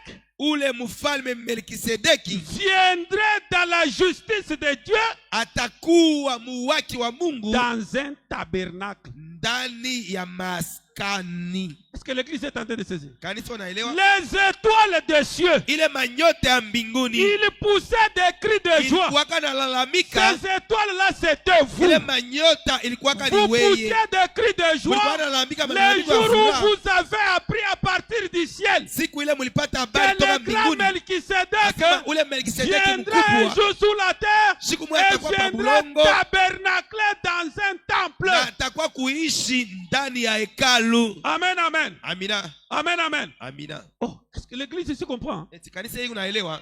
Nous sommes en train d'avancer, non? Tunaendelea kumbele. On dit que les étoiles Banasema banyota avaient la joie quand ils ont appris ilikuwa na furaha pale ilipata que habari. celui-ci Anasema huyu viendra tabernacler ici à l'intérieur. atakuwa kuishi umu ndani. Et ils avaient la joie Na pakuwa na furaha parce que Dieu sera humain comme eux. kwani Mungu atakuwa muntu mpaka sabo. Parce que Kwani la partie basse de l'éternel, ile sehemu ya msingi c'est wa la milele forme du logos. jo hali ya logos. La partie élevée de Ile l'éternel, sehemu iliyo c'est inyuliwa quand il milele devient un homme. ni wakati anakuwa muntu. Parce que la colonne de feu, c'est le début. Njunguzo ya moto njo Et mwanzo devenir l'homme, c'est l'achèvement. na kuya muntu njo C'est kumaliza ça la perfection. njo ukamilifu Et ile. quand Dieu est devenu un homme, Na wakati Mungu il anakuwa ne muntu deviendra jamais plus autre chose. hata kuwaka tena Parce kitu que son kingine. but principal est à terre. Kifukuzio kyake C'était de anakifikia demeurer dans l'homme, Mungu de abakiririe ndani devenir ya un muntu, homme, akuye de porter le muntu, visage d'un homme. achukue sura ya muntu. Nous y arriverons. Amen, amen. Amina, amina. Il dit, le roi Melchisedec viendrait Asema ule mfalme Melkisedeki atakuya dans la justice de Dieu, muwaki ya dans Mungu un tabernacle, ndani ya maskani ici sur la terre, hapa pa budongo et donnerait sa vie na atatoa maisha pour nous yake ramener une fois de plus à Dieu. kwa ajili ya kuturudisha mara Et ingine tena kwa qu'alors nous Mungu. brillerons plus que les étoiles, Pale tutangaza kushindia à manyota toujours et à perpétuité. kwa daima na kwa milele. Et je te dis, brille plus que les Na mimi étoiles. nakuelezea angaza kupitia Pas manyota. simplement aujourd'hui, Ushangaze mpaka mais leo, brille chaque lakini jour. kila siku Même angaza. dans l'éternité, brille. Hata mu milele Même dans angaza. ton commerce, brille. Hata mu biashara Même yako dans la maison, angaza. brille. Hata mu nyumba angaza. Amen, amen. Amina, amina. Oh, c'est la profondeur, mes chers Hii frères. ni ya upana kabisa ndugu yangu. Vraiment me dit encore. Baba anasema tena. Dans le message Hébreux chapitre 7 première partie. Ujumbe wa Ibrania sura yake ya 7 sehemu ya paragraphe 97. Fungu yake ya 97. Nous sommes en train d'avancer. Tunaenda na kusonga Mais la femme qui était alors dans l'homme. Asa ule ile sura ilikuwa ndani ya mtu. Mais la femme ule mwanamke qui était alors dans l'homme. Alikuwa ndani ya mtu. Et Dieu tira la femme de la côte d'Adam. Na Mungu alitoshaka mwanamke kwa bavu ya Adam. Eti ni kweli? Et alors, la femme est allée à engendrer l'homme par le sexe. Mwanamke akaenda kamzala mtu kupitia ngono. Ainsi, hivi le seul moyen par lequel Dieu pouvait faire, namna mmoja kupitia ile Mungu aliweza kufanya, il ne pouvait pas venir dans une théophanie. Akuwezaka kuya muteofania. Amen, amen. Amina. Il ne pouvait pas venir dans cette théophanie. Akuwezaka kuya mu teofania. Il ne pouvait pas venir en tant que Melchisedec. Akuwezaka kuya sa vile Melchisedeki. Il devait venir en tant qu'homme. Alipasha kuya sa muntu. Il devait venir par la femme. Alipasha kuya kupitia mwanamke. Ta postérité écrasera la tête du serpent. Uzao wako itasaga kichwa cha nyoka. Il retourne en Genèse. La semence de la femme. Et pourtant la femme n'a pas de semence. Amen, amen. Mais il parle de la semence de la femme. Il retourne et dit qu'il ne devait pas venir comme la théophanie. Il ne pouvait pas non plus venir comme Melchisedec. Il devait venir en tant qu'homme. Et il devait venir par la femme. Ta postérité écrasera la tête du serpent. Et sa tête te blessera les talons. Branham pose la question. Vous comprenez? Dieu devait venir par une femme. Et c'est ce qu'il a fait quand il demeura dans son corps. Le corps de son fils. Le Christ Jésus. Ou le Christ Jésus. Est-ce que vous saisissez? Le Christ Jésus. Ou le Christ Jésus. Le Jésus, un homme oint. Ou le Yesu mutu mwenye kupakaliwa. Un homme oint. Mutu mwenye kupakaliwa. C'est pourquoi il dit que c'était la préfiguration de Jésus-Christ. Ya Yesu Kristo. La préfiguration du Seigneur Jésus-Christ. Kutangulia kuonesha sura ya Bwana Yesu. Seigneur Jésus. Ya Bwana Yesu Kristo. Cela est en train de révéler que ile kwa nafunua ya kwamba un jour siku moja la même colonne de feu. Nguzo ya moto c'est ce que Paul a appelé le Seigneur. Jo ile Paulo alitaka c'est ce que Israël a appelé le Seigneur. Jo ile Israël kwa naita Bwana. La même colonne de feu. Nguzo ya moto un jour siku moja elle deviendra un homme. Itakuwa muntu. Et cet homme là sera oint. Na ule muntu atapakaliwa. C'est ça Seigneur Jésus-Christ. Injo Bwana Yesu Kristo. La colonne de feu nguzo ya moto qui devient un homme ile inakuwa muntu mwenye kupakaliwa. Et cet homme là c'était Jésus de Nazareth. Yesu wa Nazareti. Est-ce que l'église est en train de saisir? Kanisa ça sera très clair. Inakuwa wazi. Et c'est là na pale typifie l'esprit, ile inaonesha roho, l'âme, nafsi, le corps. Na mwili. Et nous y arriverons avec les citations de Frère Branham. Na miandiko ndugu Branham. Donc la colonne de feu manake nguzo ya moto qui a fait ces démarches, yenye ilifanya hii mwendo qui est devenu la théophanie, ikakuwa theophanie, qui est devenu Dieu dans la chair, ikakuwa Mungu mumwili ya mtu, qui est devenu la nuée, ikakuwa wingu, qui est devenu le logos, ikakuwa qui est devenu les étoiles, ikakuwa un jour il manyota, est devenu une semence, ikakuwa mbeko, il est sorti comme Jésus. ikatoka kama Et Yesu. Jésus c'était un homme. Na Yesu alikuwa kama mtu. Et cet homme a été oint. Na umutu alikuwa mwenye kupakaliwa. Et cela produit le Seigneur Jésus-Christ. Na ile inatoa Bwana Yesu. C'est pourquoi nous ne croyons pas au baptême au nom de Jésus. Ni kwa maana hatuamini ubatizo mujina ya Yesu. Parce que les Jésus y en a nombreux. Ba Yesu bego ba mingi. Nous croyons au baptême au nom du Seigneur Jésus-Christ. Mujina ya Bwana Yesu. Cet homme qui a été oint. Huyu mtu mwenye alipakaliwa. C'est en lui où il y a la rémission et le pardon des péchés. Ndani mwake ndio mko usama ya mazambi. Est-ce que c'est très clair? Tunanielewa. Amen, amen. Amina, amina. Il dit, anasema, vous comprenez? Unaelewa? Dieu devait venir par une femme. Mungu alipasha kwa c'est ce qu'il a fait, il a demeuré dans son corps. Ni kila alifanya le corps de son fils. Le Christ Jésus. Le Kristo Yesu. Dieu était en Christ, réconciliant le monde avec lui-même. Il a offert son propre sang comme sacrifice et a donné sa vie afin que par le canal de la mort, il puisse vous sauver pour la vie éternelle. Est-ce que quelqu'un peut dire amen? Oh, c'est très profond. Ainsi Dieu est donc venu et il a été rendu semblable au Fils de Dieu. Voyez-vous, il était un homme rendu semblable au Fils de Dieu. Oh, il ne pouvait pas être le Fils de Dieu parce que cet homme est éternel. Et le Fils de Dieu a eu un commencement. Il a eu une fin. Il a eu un temps où il est né. Il a eu un temps où il est mort. Il a eu un commencement et une fin. Il avait aussi bien un père et une mère. Cet homme-ci n'avait ni père, ni mère, ni commencement, ni fin de temps. Mais il fut rendu. Cet homme Melchisedec fut rendu semblable au Fils de Dieu. Donc, on a copié tout ce que celui-ci était, mais qui était inconnu. C'est quand Marie a mis l'enfant au monde que nous avons compris que l'image, la taille, la barbe qu'avait Melchisedec, et c'est comme ça que Melchisedec est. Donc, quand vous regardez le Fils de Dieu, vous regardez Melchisedec, vous n'allez pas comprendre. Donc si vous entrez dans la maison, à l'entrée de la porte vous rencontrez Melchisedec, vous le saluez, votre main passe. Vous entrez dans la chambre à coucher, vous trouvez celui-ci assis sur une chaise.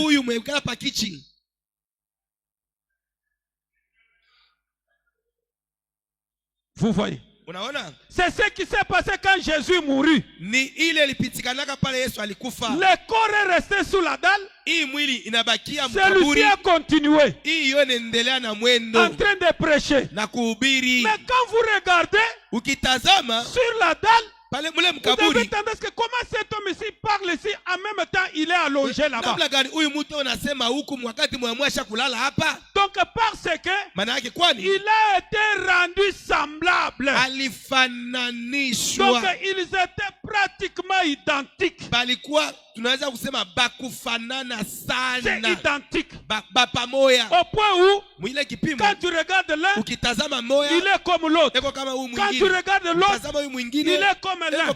Mais la seule différence, celui-ci est mortel, celui-ci a l'eau, celui-ci a le sang, celui-ci a un commencement, celui-ci a il a un père, il a une mère.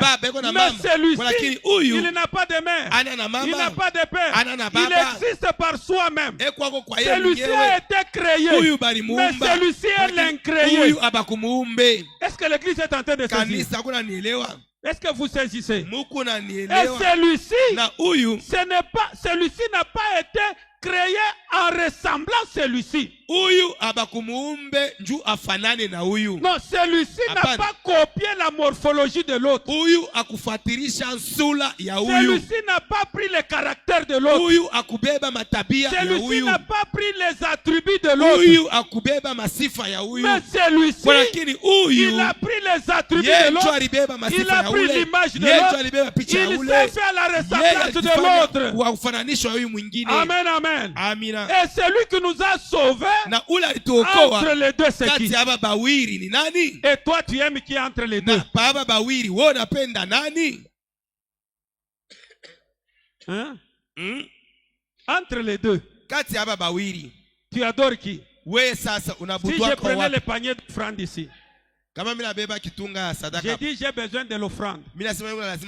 Entre les deux, celui qui aime celui-ci, celui-ci qu'il mette l'argent ici. Pour qui? Celui-ci. Est-ce que celui-ci a versé le sang pour vous? eti huyu alimwanga damu kwa ajili yako? Hein? C'est ça le grand mystère. Hapa ndio ile siri. Parce que vous avez un immortel et un mortel devant vous. Njoo mbele yako uko na ule eko na kufua na mwingine ule ashikufu wake. Vous avez un immortel uko na washipokufua et un mortel devant vous. na wakufua mbele Et yako. vous allez vénérer qui? Sasa wewe utabudu nani? Vous allez adorer qui? Utabudu nani?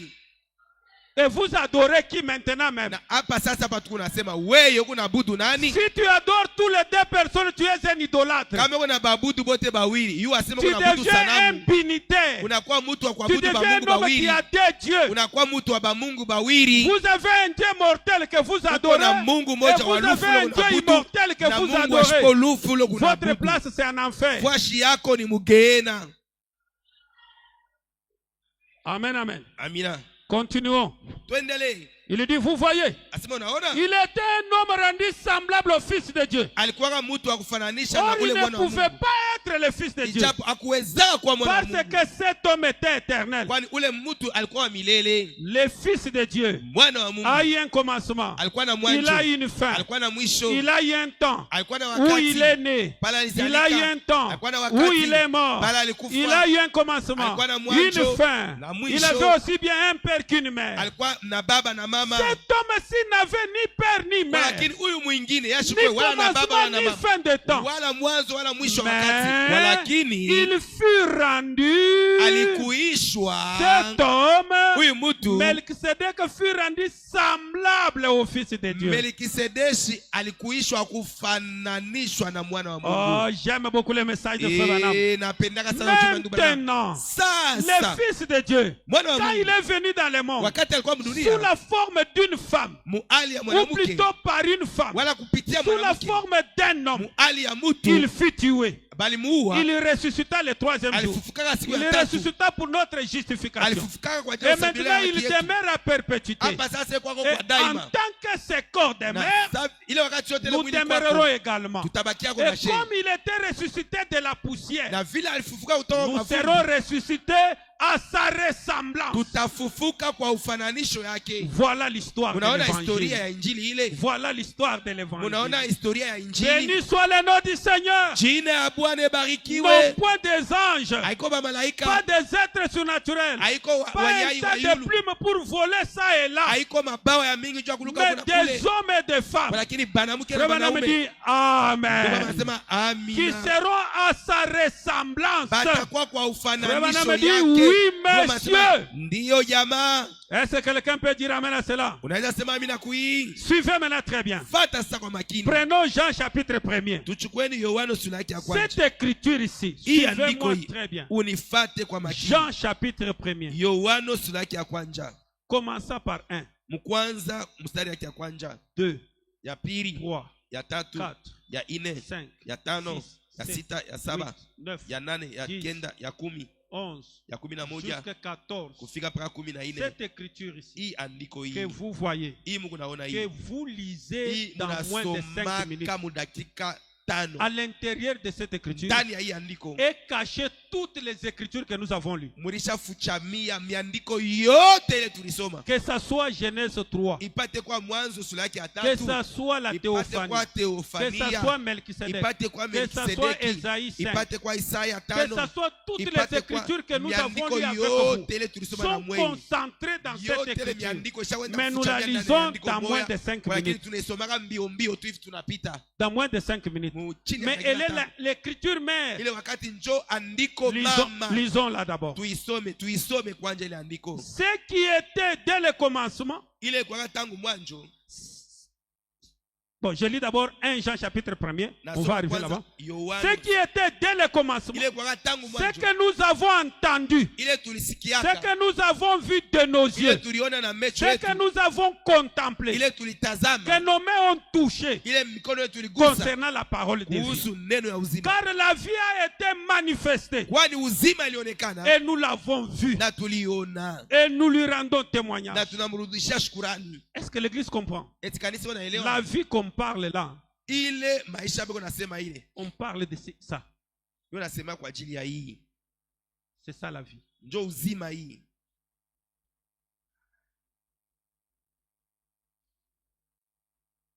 Cette vie-là, Ile uzima ile. que nos yeux, c'est que nous avons contemplé Ile tulitazama et que nos mains ont touché concernant la parole de vie. Car la vie a été manifestée. Et nous l'avons vu. Et nous lui rendons témoignage. Et nous vous annonçons la vie éternelle qui était auprès du Père, qui nous a été manifestée. Ce que nous avons vu, entendu, nous vous l'annonçons à vous aussi, afin que vous aussi vous soyez en communion avec nous. Or, notre communion est avec le Père et avec son Fils Jésus-Christ. Et nous écrivons ces choses afin que notre joie soit parfaite. La nouvelle que nous avons apprise de lui et que nous vous l'annonçons, c'est que Dieu est lumière et qu'il n'y a point en lui des ténèbres. Est-ce que vous saisissez? Ce qui a été annoncé, la vie qui était invisible, s'est rendue visible. Ce que nous avons entendu, nous l'avons vu. La chose que nous n'avons jamais touchée, elle est devenue tangible. 1 Jean chapitre 1er, le verset 5. La nouvelle que nous avons apprise de lui et que nous vous l'annonçons, c'est ce que Dieu est lumière. Hébreux chapitre 10, le verset 1er. En effet, la loi qui possède un nombre de biens à venir et non l'exacte représentation des choses ne peut jamais par le même sacrifice qu'on offre perpétuellement chaque année amener les assistants à la perfection. Autrement, n'auront pas cessé de les offrir. Parce que ceux qui rendent ces cultes, étant une fois purifiés, n'auraient plus eu aucune conscience de leur péché.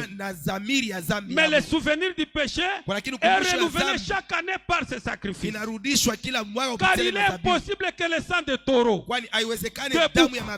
ôte les péchés. C'est pourquoi Christ entra dans le monde. Dit, tu n'as voulu ni sacrifice, ni offrande, mais tu m'as formé un corps. Amen, amen. Tu n'as voulu ni sacrifice, ni offrande, mais tu m'as fait un corps. Tu m'as fait un corps. Qui dit que tu m'as fait un corps? C'est le Logos qui dit. C'est la colonne de feu qui dit. C'est le Fils qui dit. Tu n'as pas voulu ni sacrifice ni offrande. Mais toi ici, tu as aimé me former un corps. Et ce corps-là est en préfiguration. Et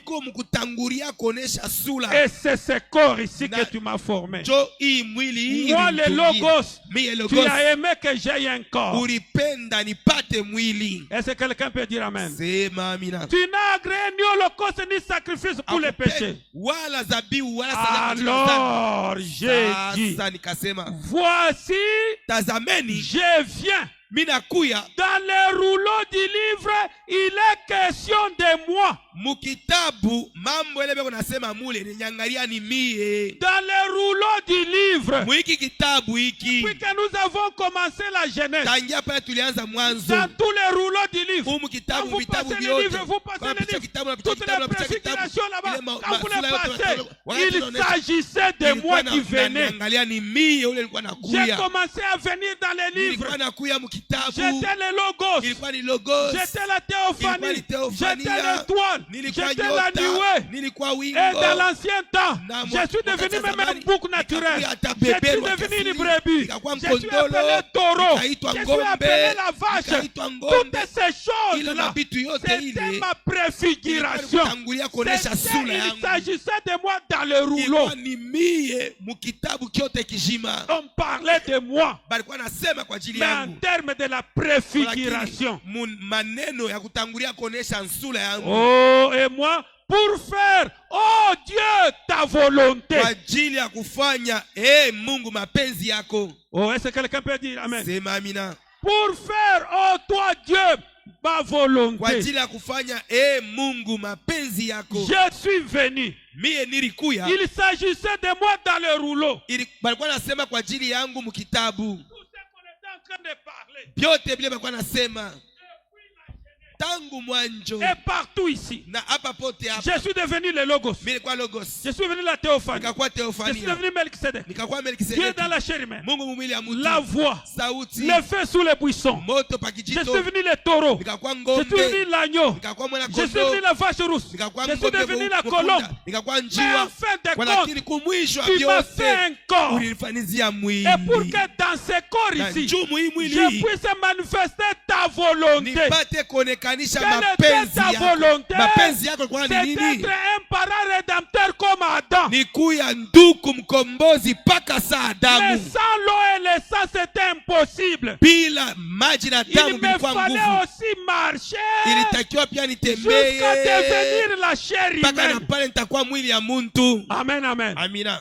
Et alors, Na pale sasa comme je suis la chair vile humaine, niko mwili ya muntu, laisse-moi manifester ta pensée. acha sasa nionekanishe mafikiri yako. Laisse-moi manifester toutes tes Acha attributs. sasa nionekanishe masifa yako Si tu yote. es Dieu ici, Kama hapa uko si tu Mungu, es adorable, kama kwa si tu kuabudiwa es hapa, El Shaddai, kama kwa El tous Shaddai les hapa, 7 noms de la le rédemption majina yote saba ya ukombozi prendront un nom supérieur itachukua jina ya qui sera yulu. le Seigneur Ile Jésus-Christ. jina itakuwa Bwana Yesu Kristo. Amen, amen. Amina. Mais Walakini celui-ci est mortel, huyu ni walufu, celui-ci est immortel. huyu akalake na lufu. Mais celui-ci Walakini huyu yeye est rendu semblable à celui-ci. anafananishwa na Ce n'est huyu. pas celui-ci Aina qui huyu est rendu semblable ndio à celui-ci. anafanana na huyu. Non, lui, Hapana, ni huyu. on regardait à l'empreinte. Balikuwa Et on naangalia l'a kunyao fait. na banamutunga huyu. Est-ce que c'est très clair? Tiko wazi kabisa. Amen, amen. Amina, amina. C'est très bien. Mzuri kabisa. C'est en vertu de cette volonté. Ni kulingana na ile mapenzi. Nous sommes avec vous. Unanielewa? Après avoir dit, tu n'as voulu, tu n'as agréé ni sacrifice, ni Kisha kusema offrande, haukupende ni wala holocauste, kufurahia wala ni matoleo wala sacrifice dhabihu. pour les péchés. Kwa ajili ya C'est qu'on dhambi. ferait selon la loi. Kulingana na Il dit sheria. ensuite, Kisha kumwisho voici, akasema, je viens pour faire ta volonté. tazama mimi nakuja kwa ajili ya kufanya Il mapenzi abolit yako. ainsi la première chose pour établir la seconde. Alivunja hivi ile kitu ya kwanza njoo kutia C'est ile en kitu ya vertu pili. de cette Ni volonté kulingana na ile que nous mapenzi sommes sanctifiés ndio shetu par tunatakasiwa l'offrande du corps de Jésus. kupitia matoleo ya ile mwili Par ya l'offrande Yesu. du corps de Kupitia Jésus-Christ. ile matoleo ya ile Une mwili ya fois Yesu pour Kristo. toutes. Mara moja kwa lote. Est-ce que vous saisissez? Eti kunaelewa? Ce corps ici, Hii mwili hii c'est un corps Jésus. ni mwili Yesu. Amen, amen. C'est un corps Jésus. Hii mwili ni mwili Et Yesu. ce corps Jésus, Na hii mwili Yesu c'est le corps du Seigneur Jésus-Christ. ni mwili ya Bwana Yesu Parce que Kristo. ce corps, quand il est né, Juu hii mwili pale n'a ilizalika pas de nom. haikuwa na jina. Le nom, Jina c'est ce nom qui est ici. ni hii jina iko Le hapa. je suis. Ule Son niko véritable nom, jina yake ya c'est le kweli Seigneur Jésus-Christ. ni Bwana Et ce Yesu Seigneur Kristo. Jésus-Christ, Na huyu Bwana Yesu dans Kristo une marche, et mumwendo quand le corps est né, na wakati mwili l'ange ilizalika a dit, malaika le alisema nom du garçon sera Jésus. jina ya huyu mtoto itakuwa ni Yesu. Et ce nom Jésus-Christ, Na ile jina Yesu c'était le Kristo nom de cet homme. ilikuwa ni jina ya Le huyu nom de mtu. Melchisedec, c'est le Seigneur Jésus-Christ. Jina ya Melkisedeki ni Bwana Yesu Kristo. Et cela a été plaqué ici. Na ile balilamatisha hapa. Amen, amen. Amen. C'est en vertu de cette volonté que nous sommes sanctifiés Ni mkulingana na ile mapenzi ndio par tutakasiwa. l'offrande du corps de Jésus-Christ. Kupitia matoleo ya ile Une mwili fois ya Yesu pour Kristo. toutes. Mara moja kwa lote. Frère Madame dit ceci Mama maintenant. anasema hivi. Paragraphe 35, la perfection. Kifungu yake 35 ukamilifu. Christ était aussi préfiguré à Melchisedec Kristo pia alitangulia dans kutayarishwa les sacerdoces kwa au Melkisedeki chapitre mkoani. 9 Kusula yake et au ya 9 chapitre 7 des na Hébreux. kusula yake ya 7 ya Comment Waebrania. c'est Melchisedec? Namna gani yule Melkisedeki? Abraham aussi l'avait préfiguré. Ibrahimu pia alitangulia kumuonekanisha. Tous dans le passé. Tous les biens. C'était juste une ombre. Et comment c'est Melchisedec au chapitre 7? Nous avons lu à son sujet ici. Nous allons lire cela un instant. Car c'est Melchisedec, le roi de Salem, le sacrificateur du Dieu très haut, qui rencontra Abraham qui revenait de la massacre de rois, les bénit. Donc tout ce qui s'est passé là, c'est la préfiguration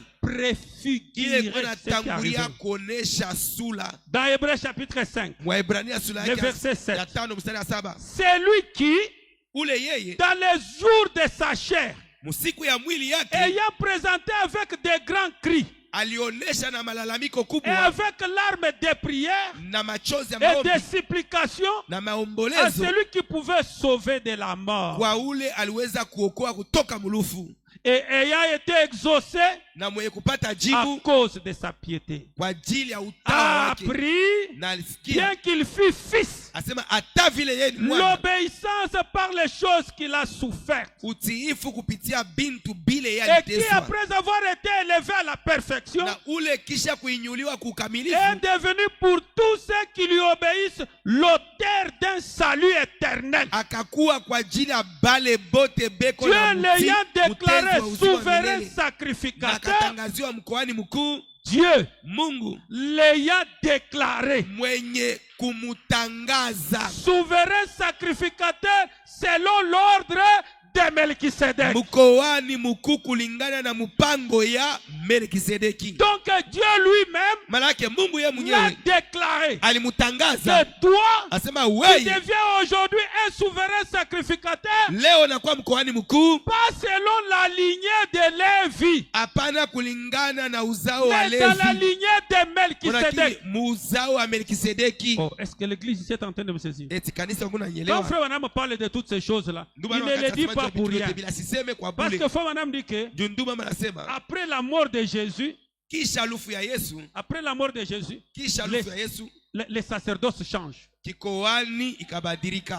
Suivez très bien. Les sacerdoces changent. Dans les sacerdoces lévitiques, les sacerdoces allaient de père en fils. Le papa meurt, le papa prend sa place, le fils prend sa place.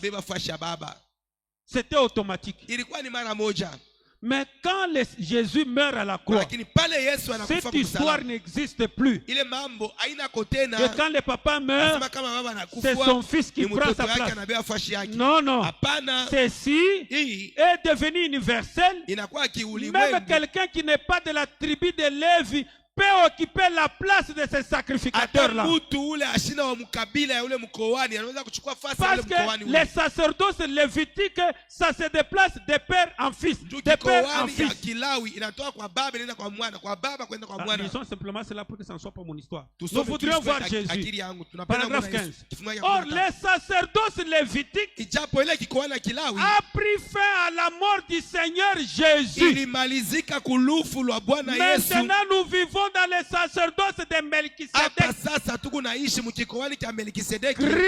Christ maintenant, après la mort de Jésus, les sacerdoces selon l'ordre lévitique s'arrêtent. Qui doit quitter de père en fils? Non. Maintenant, on a les sacerdoces de Melchisedec, qui est un sacerdoce éternel. Tout est lié par la prédestination et la prescience. Celui qui a été connu prédicateur dès avant la fondation du monde, même s'il n'est pas de la tribu de Lévi, il peut assumer la fonction de Lévitique. Comme dans cette église. Amen, amen. Et que les personnes achetées partaient, Ce n'est pas lié. Qu'on va prendre Adam, on le met ici. Non, non. À condition qu'il ait un appel. À condition qu'il ait un ministère. On peut l'amener ici. Et vous pouvez l'accepter. Parce que les sacerdoces lévitiques s'arrêtent avec la mort de Jésus. C'est les sacerdoces de Melchisedec qui est lié à la préscience. Les dons et les appels sont sans repentance. C'est une préscience de Dieu. Est-ce que l'église saisit? C'est une préscience de Dieu. Les dons et les appels. N'importe qui peut devenir. Et s'il n'a pas d'appel, il ne peut pas. Alors si c'est Lévi-là a mis au monde que des femmes, ça sera comment? S'il n'a fait que des femmes, ou bien il était stérile.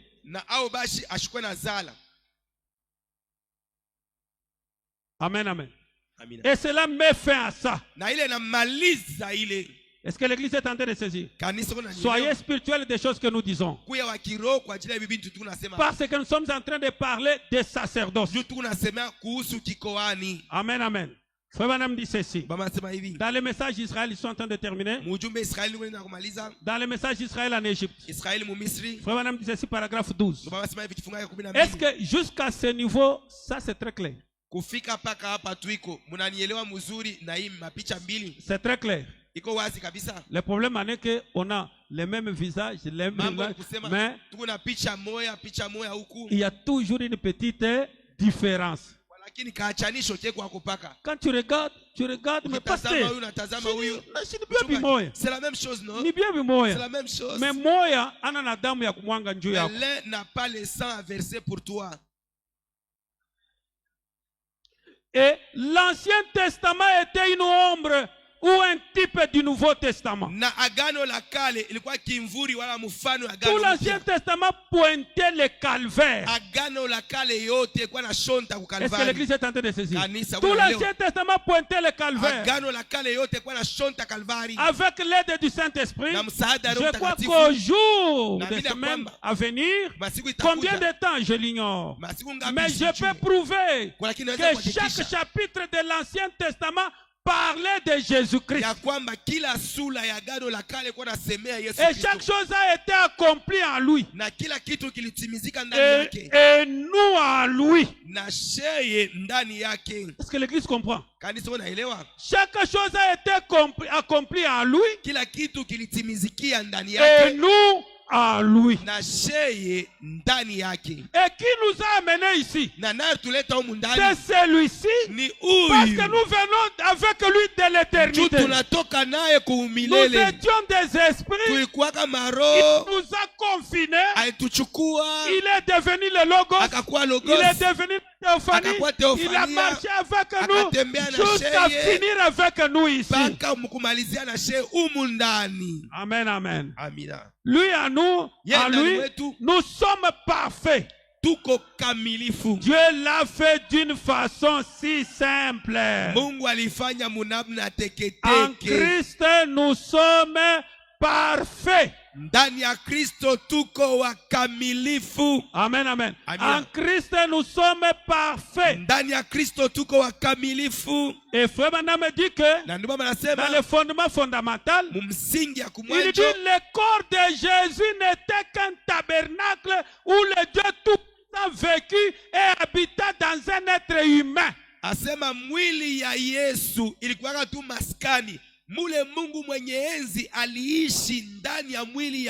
Le corps de Jésus a été simplement un tabernacle où cet homme ici vécu et manifesta. Amen, amen. Là vous avez un homme double. Ou bien vous avez un homme triple. Je vous pose la question. Ici vous avez un homme double ou bien vous avez un homme triple? Parce que vous avez le Père et le Fils. Hein? Hapa ni mtu vipande biwili wala mtu vipande vitatu. Maintenant peut-on dire que Dieu est un? Sasa tunaweza kusema Mungu eko mmoja hivi. Hein? Dieu est un comme ça. Mungu eko mmoja hivi. Ou soit Dieu est un comme ça. Eko mmoja hivi. Ça sera très clair. Je vais vous faire sortir même le troisième visage de celui-ci. Takutosha tansula ya tatu ya huyu. Amen, amen.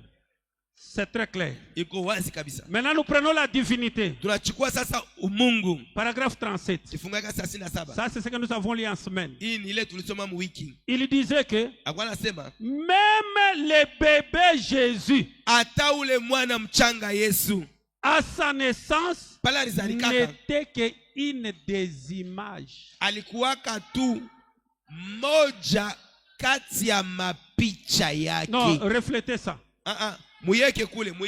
Là, il dit, anasema la divinité de Jésus-Christ. Umungu wa Yesu Kristo. Paragraphe 38. Vous allez commencer à 37. L'un L'un des plus grands dons que Dieu n'ait jamais fait au monde, c'était Jésus-Christ. Ilikuwa ni Yesu Kristo. Ça, nous le savons. Et maintenant, je voudrais parler ce matin de sa divinité. Asubuhi ya leo mimi napenda niseme kuhusu bumungu bwake. Sa divinité, c'est ça. Bumungu bwake ni hii. C'est ça la divinité de l'autre. Jo bumungu bwa huyu mwingine. Sa divinité. Bumungu bwake. Qui il est? Ye ni nani? La plupart des gens le considèrent comme un petit bébé couché là. Batu ba mingi banamonaka sa mwana mchanga mwenye dans kulala la pale. crèche. Muzizi. Ainsi de suite. Na kadhalika. Mais cela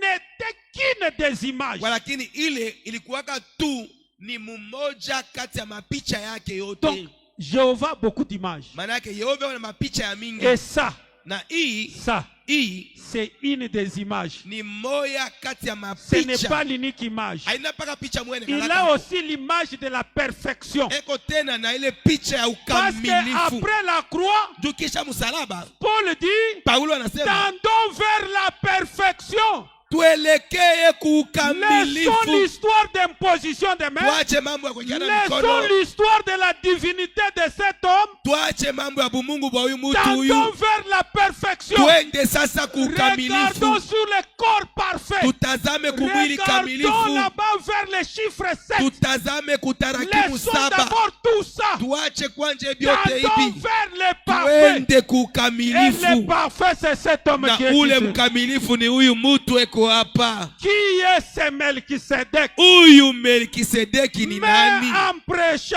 il prêche qui était ce Melchisedec. Alihubiri huyu Melchisedeki alikuwa nani? Lakini kitabu c'est la question qui est posée au présent. Ile banauliza leo hapa. Qui est ce Melchisedec? Huyu Melchisedeki ni nani? C'est le possessif qui est ici. Ni ya kushonta nayo iko hapa. Qui est ce Melchisedec? Huyu Melchisedeki ni nani? Il prêche. Lakini pale kuna ubiri. Il enseigne qui était ce Melchisedec. Eko naonesha ule Melchisedeki alikuwa nani? Jésus na Yesu n'était qu'une des images. Alikuwa tu ni mmoja mapicha. Oh, est-ce que quelqu'un peut dire amen? Sema amina. Est-ce que quelqu'un peut dire amen? Sema amina. Oh, c'est très profond. Ya upana kabisa. Amen, amen. Amina, amina. Permettez-moi dans quelques minutes je termine. Il fallait que je termine la pensée ici. Est-ce que vous êtes d'accord avec moi? Ce sont des mystères. Je pense que vous n'oublierez jamais ça. Ça vous donne l'équilibre en tout. Dans les messages. Qui est ce Melchisedec? Paragraphe 64. Or Dieu, à ce stade de sa création, forma plus tard dans la chair Jésus.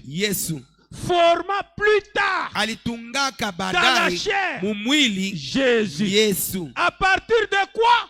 Kutokea nini? À partir du grand esprit du commencement. Kutokea ile roho kubwa ya kumwanjo. Qui ensuite devint la parole. Ile kumwisho ikakuwa neno. Qui ensuite devint la parole. Ile kisha yake ikakuwa neno. Se manifestant. Mukujionekanisha. La parole ne se manifeste pas encore. Neno haijionekanisha bado. Elle est simplement prononcée. Banaitangaza tu. Une morphe. une morphe. Un morphe. Plus tard, il devint chair. Kule baadaye ikakuwa mwili. Jésus. Yesu. Un mortel. Binadamu. Un mortel. Mtu mwenye kuwa na lufu. Mtu akifuaka. Un mortel. Mtu alufu. Pour goûter à la mort. Kwa ajili ya kugusa kulufu. Pour nous tous pécheurs. Juu yetu she bote baovu. Lorsqu'Abraham les rencontra, wakati Ibrahimu akutanisha naye, il était Melchisedec. Alikuwa kama Melchisedek. Il dévoile ici. Anafunua c'est que tous les attributs feront à la fin ultime. Kile masifa yake yote tafanya kumwisho kabisa. Chaque fils d'Abraham. Chaque fils d'Abraham. Kila mwana wa Ibrahimu. Chaque fils de la foi fera absolument la même chose. Kila mwana wa imani atafanya kabisa. Mais je vais voir de quelle façon nous devons venir. Lakini napenda kuona ni namna gani tutakuja. Nous le voyons aussi être révélé ici dans Ruth. Tunamuona pia anafunuliwa hapa parent rédempteur. Comment il devait venir pour devenir chair. Namna gani anapaswa kuja juu ya kuwa mwili. Maintenant, sasa nous voyons que le fils attribue de son esprit. Tunaona kwamba ule mwana sifa ya roho yake ne sont pas encore dans le corps parole. Abiaingia bado mwili neno kwa lakini une théophanie, ce corps est soumis à la parole, attendant avec un ardent désir la transformation de ce corps. Mabadilisho ya hii mwili. Est-ce que l'église est en train de saisir? La transformation de ce mabadiliko ya hii mwili. Amen, amen. Et c'est là où vous prenez maintenant Jean chapitre 1er. C'est que nous avons mentionné là-bas. Suivez très bien. Au commencement était la parole. Et la parole était avec Dieu. Et la parole était Dieu. Elle était au commencement avec Dieu. Toutes choses ont été faites par elle. Et rien de ce qui a été fait n'a été fait sans elle. En elle était la vie. Et la vie était la lumière des hommes. La lumière louit dans les ténèbres. Et les ténèbres ne l'ont point reçu. Il y a un homme envoyé de Dieu. Son nom était Jean. Il vient pour servir de témoin, pour rendre témoignage à la lumière, afin que tous Christ par lui. Il n'était pas la lumière, mais il parut pour rendre témoignage à la lumière. Cette lumière était la véritable lumière qui, en venant dans le monde, éclaire tous les hommes. C'est ce qui est écrit là-bas. Éclaire tout homme. Pas tous les hommes. Il éclaire tout homme. Il éclaire l'âme de l'homme, l'esprit de l'homme, le corps de l'homme. Il éclaire tout homme. Elle était dans le monde. Et le monde a été fait par elle. Et le monde ne l'a point connue. Elle est venue chez les siens. Et les siens ne l'ont point reçu.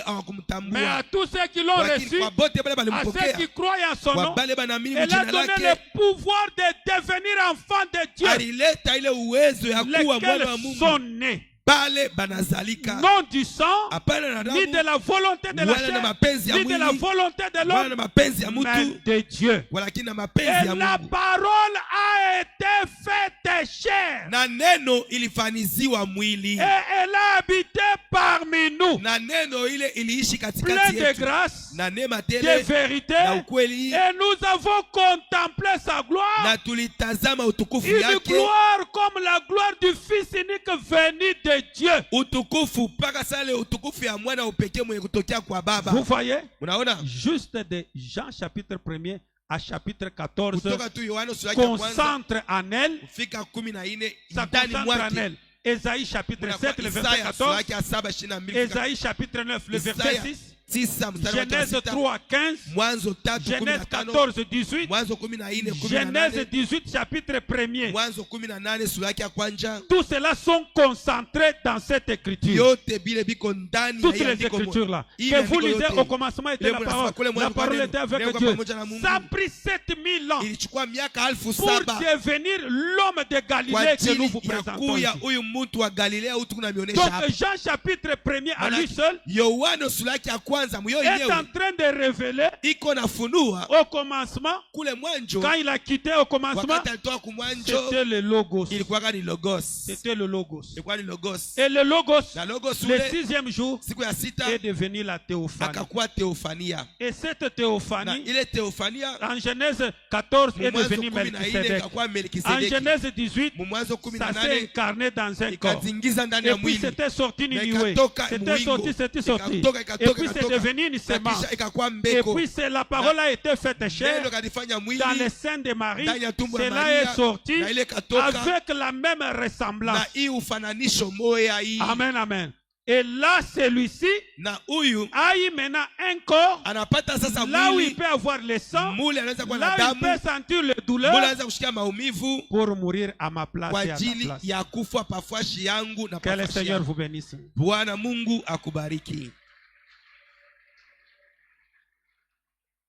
Je pense que c'est très clair. Je pense que c'est très clair. On peut se tenir debout. En toi, Jésus,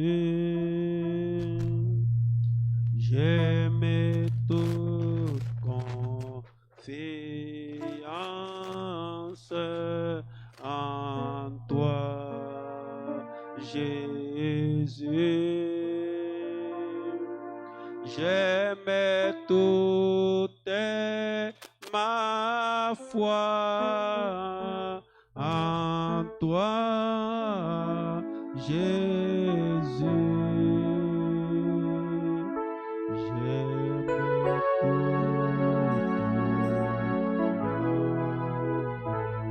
On peut chanter nous tous. En toi, Jésus, j'aime toute confiance.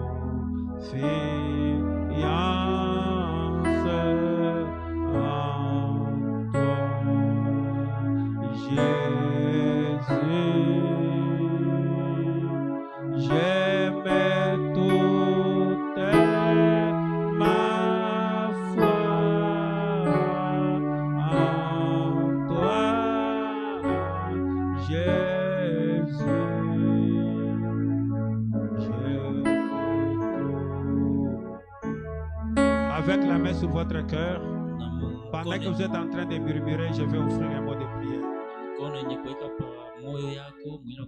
Seigneur Dieu, la plus grande de toutes les révélations dans la vie d'un homme,